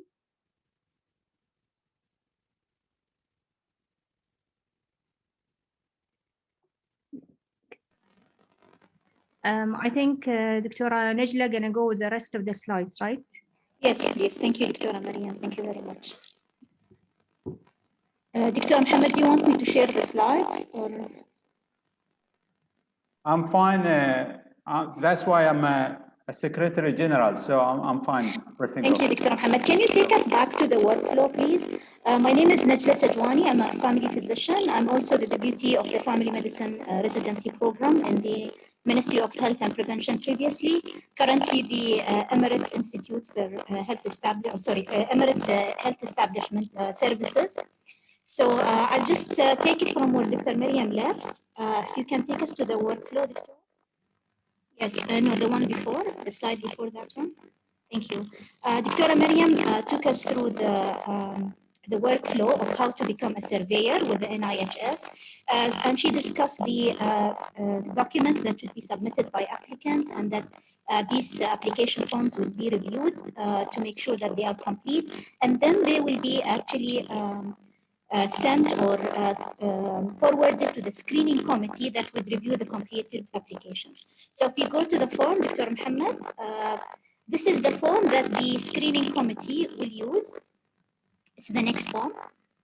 Najla, I think you have a problem with your mic. There's a sound. I don't know, is it everyone is hearing it, but there's a noise comes with your mic. Yeah, there is a noise here. Is it better now, Victor? Is it better? No, but we hear you. That's okay. It's just like it comes with a noise. I think the quality of mic or something. I'm not sure. Do you want me to try without the mic? Yes, that would be good. Is that better? No. No. So I put the mic on. Yeah. So just keep on. Okay. Sorry about that. That's okay. So the screening committee would be using this form to evaluate all the applications that came to the NIHS from potential surveyors. Basically, there's first the general information about the applicant, the name, the phone number, email, nationality, the place where they're working, and which emirate. And then a bit about their qualifications and experience. So whether they are in the surgical field, medical field, or what is exactly the specialty they're working in, the years of experience in medical education, the current clinical or academic position, and whether they have participated before in any accreditation process, so whether they have any experience before. And then we'll move to the sorry, can we go back, Dr. Mohammed? So, yeah. We'll go to the requirements, whether they have successfully completed the course or the workshop as accreditors. Are they committed to providing at least 5 days per year for the site visits? And then the screening committee will make sure that they go through all the documents that have been submitted, the CV of the applicant, their areas of strength. They'll put any comments if they have on the CV. They'll go through the statement letter that the applicant has submitted on why they are interested to be surveyors. And they will go through also the recommendation and reference letters submitted. And the screening committee will put all their comments. So the screening committee will either decide that they It seems people cannot hear me, Dr. Muhammad. I don't know how we can solve this problem. Can I suggest if Mariam can cover this part, because it clearly, Najla, unfortunately, it seems it's very noisy. Your mic? Sure. Do you want me to go through the rest? I don't It's mind. okay, yeah, Dr. Mariam, please. Yeah. Yes. Okay. Let me just put here.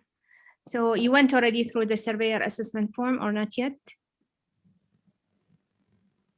So where you want me to start, Dr. Najla? I don't know whether people got, like heard me properly or not, because I did go through the form. I'm almost at the end of the form. Sure. So let me just go briefly about the form, about the surveyor assessment form. So basically, actually, there was a lot of meeting just to confirm which assessment form we're going to be used actually by the surveyors. So first part going to be the application portfolio, which includes name, telephone number, email, nationality, facility they are working, and which emirate actually they are based on. About the qualification experience as well, which specialty, if you are surgical or you are medical specialty, and in each of them you can specify actually in depth what is the subspecialty you are working with. So years of experience actually in medical education, you have to write it down. Actually, they're gonna be it will be very easy because it will be electronic. So you just a Dropbox and you can choose which year or you're gonna apply it. So current clinical and academic position as well, you can write down actually your position. If you have been participated previously with any accreditation process, either yes or no, and if you have actually participate, you can specify actually, or maybe some, there will be a Dropbox where you can do an attachment of these certificates, or just at least highlight the dates you have been participate, which year and which visits. In terms of NIH standard criteria items, actually, if you have successfully completed actually the accreditation courses, actually it's very, very important component to be a surveyor. This part that you have completed any accreditation courses, committed to provide at least 5 days per year accreditation site visit. This is what I already highlighted in my previous slide. It's very important that you free yourself and be aware that will be 5 days per year that you will require to free yourself from your clinical duties, and maybe notify your head of department. And actually the NIH gonna provide you with that excuse as well, or letter, just to notifying them that you're gonna be involved in the national accreditation or surveyor process. These are the documents required, which is the CV, area of strength. If you have any comments, actually, you can write down that one as well. You can state the statement letter. If you have any estimate statement letter, actually, if it's provided, so you have a click yes or no. Recommendation reference, if it's available or not. And if there is any scholarly activity participations, one of the component actually to assist our surveyors, if they have been participating in any scholarly activities, somebody have a publication, the quality projects, all this gonna be counted. At the end, actually, the assessment form gonna have overall rating, either to agree with the surveyor or to disagree, and if there is any recommendation for this surveyor to attend the interviews. And once it's done, actually, there will be signature stating the position and the person who did this assessment form, actually, and then they will be notified regarding the interview, to attend the interview actually for the surveyor candidates. Next slide, please. So now regarding conflict of interest disclosure form, this is gonna be for the registered accreditation surveyors, the terms and condition.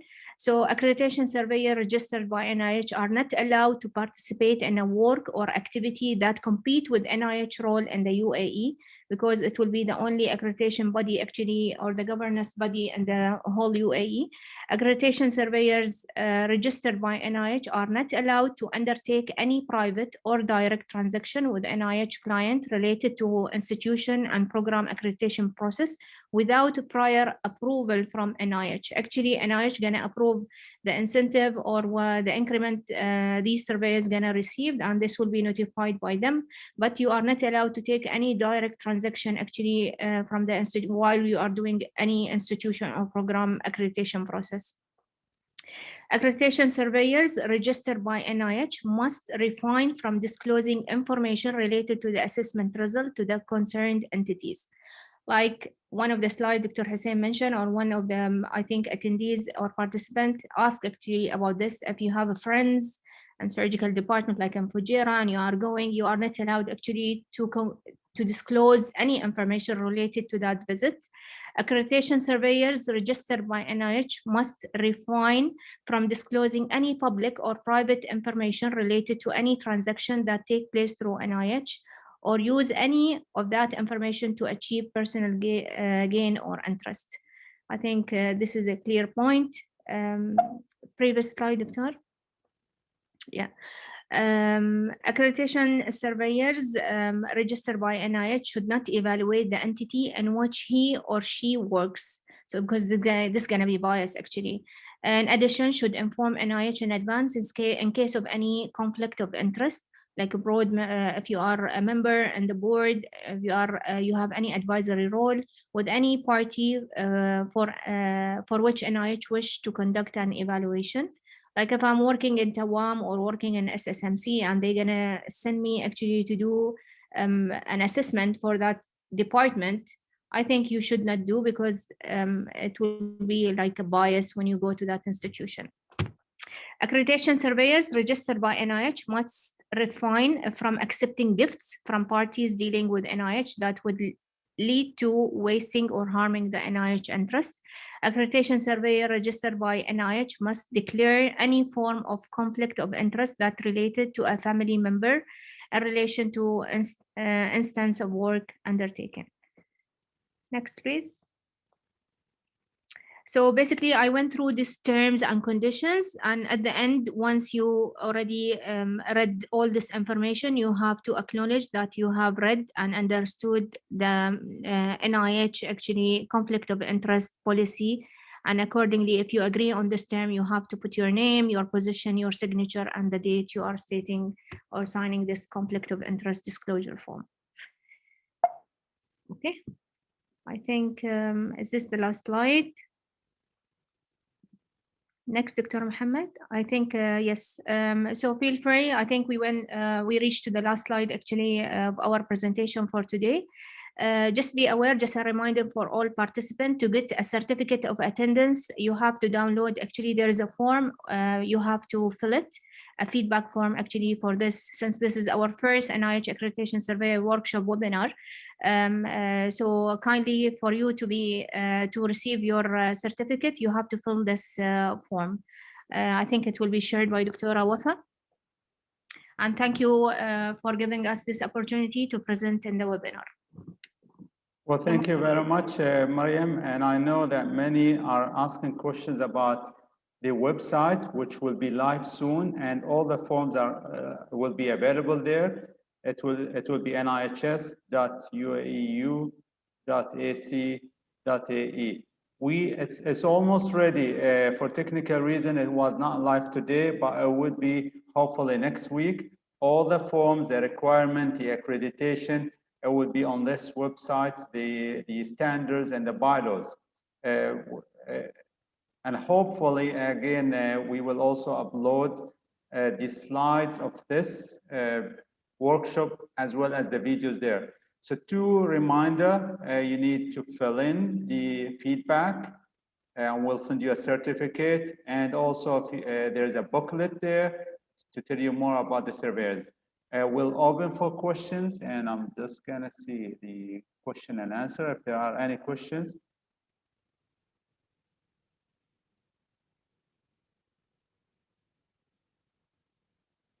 Okay, so this is a question from Dr. Manzoor Ahmed.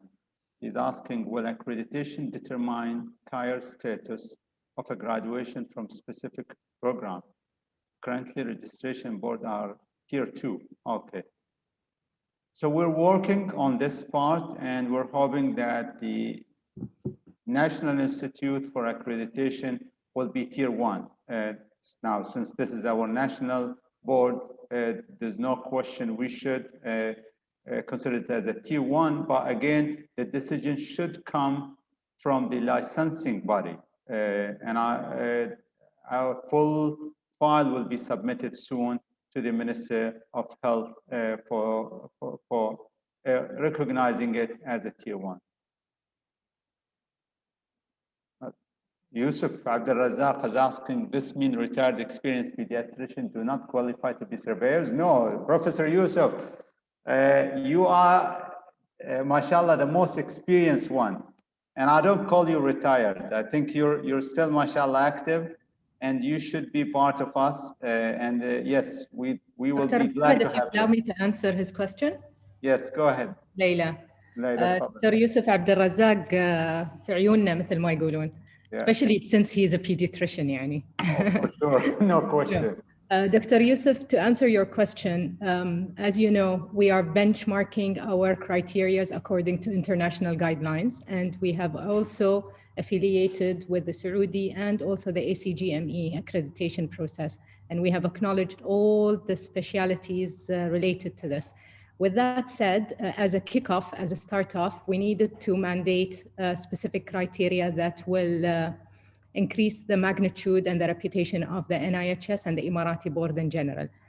With that said, we do open the application for expert level of your magnitude to be identified as leaders with the NIHS process. We are still in the process of learning, and we cannot do without people of your level of expertise, especially when it comes to medical education. So yes, you might even qualify for a fast track in our surveyors process. I hope that was includes all the criteria to you, Dr. Huqani. Well said, Dr. Layla. Now, Dr. Layla, well, the mic with you. There's another question that could be to you or any of the panelists. Dr. Khorshid is asking, is it must to be a consultant to be a surveyor? And are these 5 days a year are taken from your personal annual leave, or these will be a surveyor leave like CME leave? Now, I know Dr. Khorshid personally. I can verify that with him. Dr. Khorshid, being a consultant means that you are a known figure in your institute as an acknowledged figure of medical education, and also most of the criteria for actually establishing a training program mandates a specific number of consultants. Who qualifies you as a consultant or not is your institute. So if they recognize you as a consultant, we will recognize you as a consultant. The other aspect of the 5 days,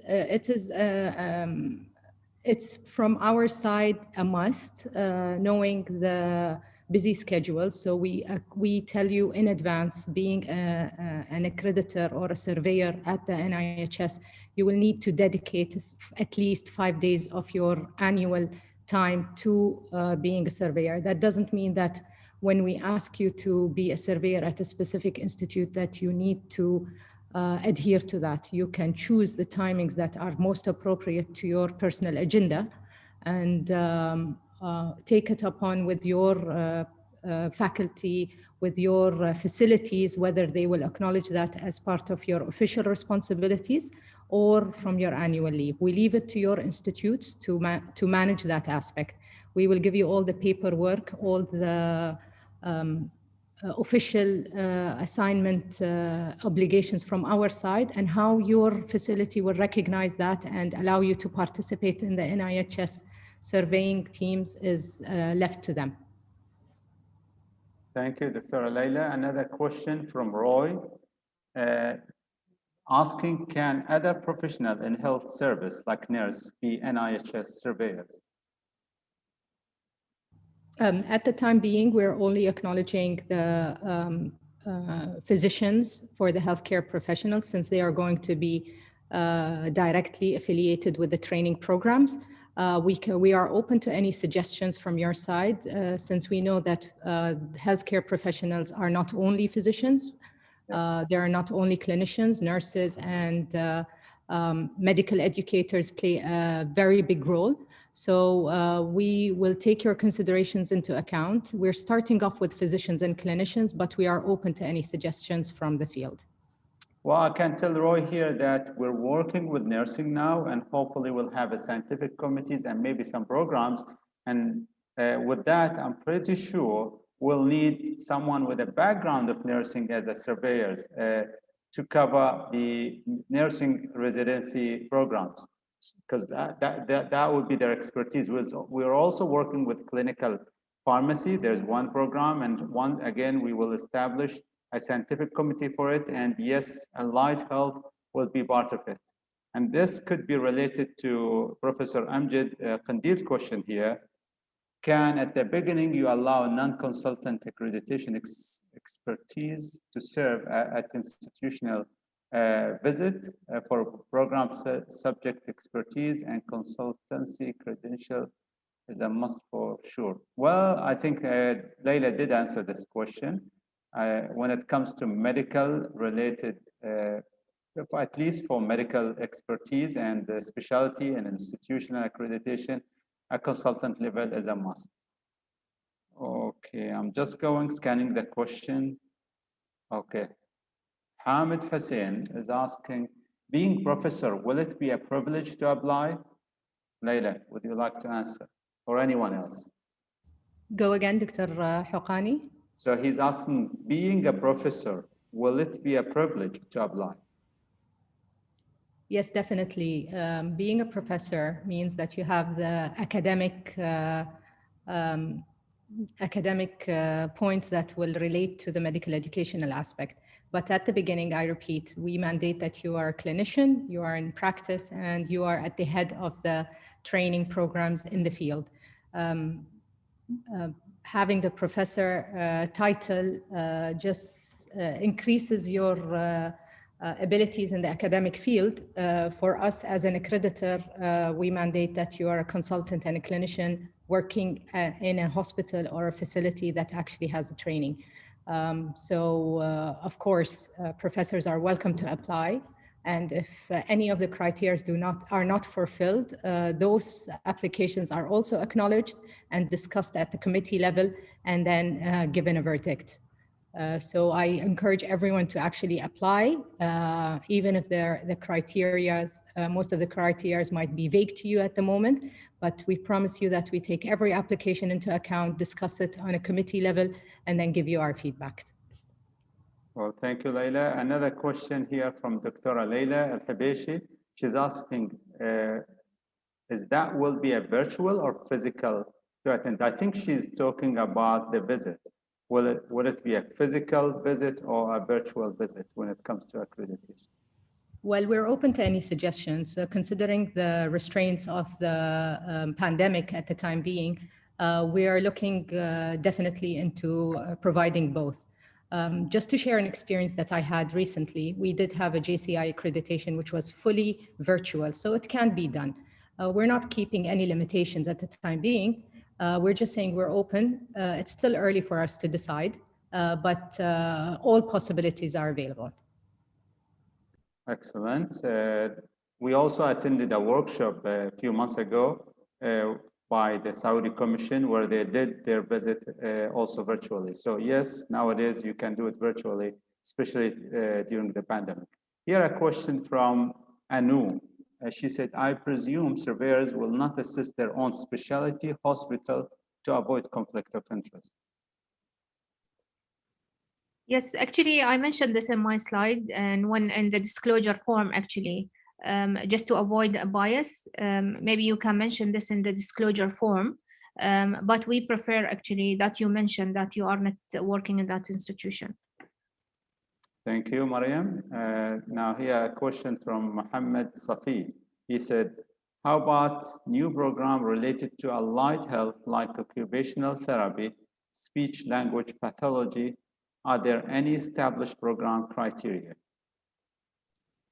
Now, maybe this question can be answered by Dr. Sheikh, just to go about how do we start and who should initiate any scientific program, if Dr. Sheikh is around. Yes, yes, Dr. Muhammad. In fact, the initiation of a new scientific committee or specialty program depends on the needs of the national health system in the country, and also depends on the initiative coming from whether a health authority, a professional society, a hospital, a school, health professions institution. So that initiative would directly go into the NIHS apparatus, and it will be assessed. And there are certain criteria in terms of the readiness of the training program, the the training sites, the capabilities in terms of trainers and other aspects. And then based on that assessment of feasibility, the NIHS would order formation of a scientific committee for that specialty, whether being it from medical specialties or other health professions. And the constitution of that committee depends on representativeness from different health authorities, educational authorities in the country. And letters would be sent out from NIHS to ask for nominations, and then the Secretary General, under the guidance of the Board of Directors, will approve the formation of the scientific committee. When the scientific committee is constituted, it then takes over the governance of the certain program in terms of its development and its operation and supervision. So that's the pathway. And I would like to reiterate here that the NIHS is really a national institute for health specialties, not only medical specialties. So we highly welcome other professions, including nursing, pharmacy, dentistry, and others. They are highly welcome to provide, to come up with their initiatives in terms of their programs. Thank you. Well, thank you, Dr. Sheikh. I don't see any further questions. And I have a request. Wafa kept asking us, she needs a photo for the media. And maybe if the speakers can just turn on, those who would like to, turn on their videos for a moment until Wafa can take a screenshot, please. Wafa, let us know when you're ready.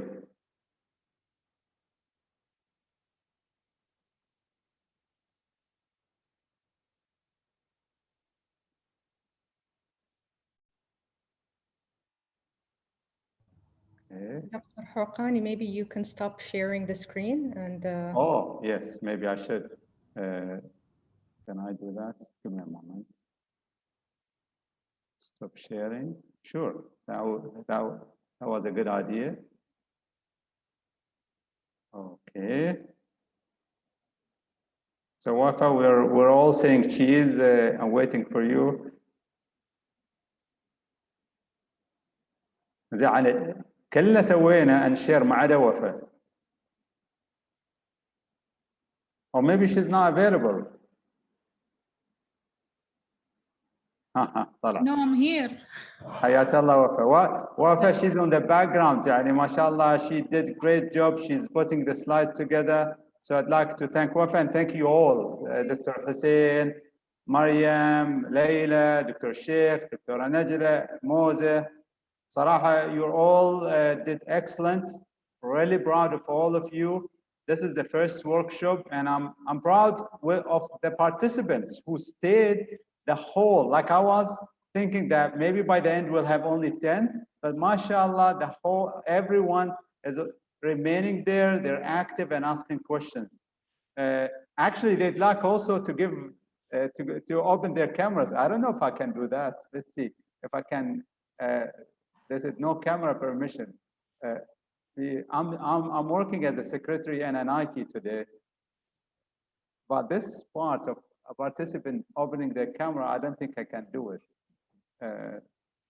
So let's see, all participants who can chat. Yeah. So yeah, it seems.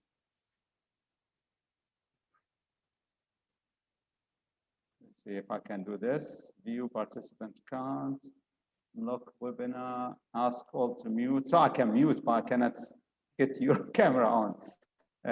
Raise, but no, it seems that no, I don't have this permission to get participant opening the camera. So sorry, but now you can see us. Thank you again. Thank you very much. Thank you to all, and please fill in the forms. And this webinars, as well as the slides, with the permission of Dr. Hussein and all the speakers, will be live soon. Thank you. Just 1 minute, I'll take the photo.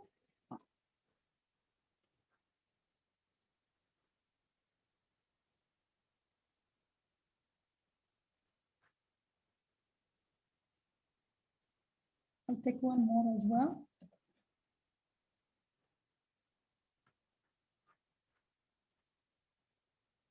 Please smile.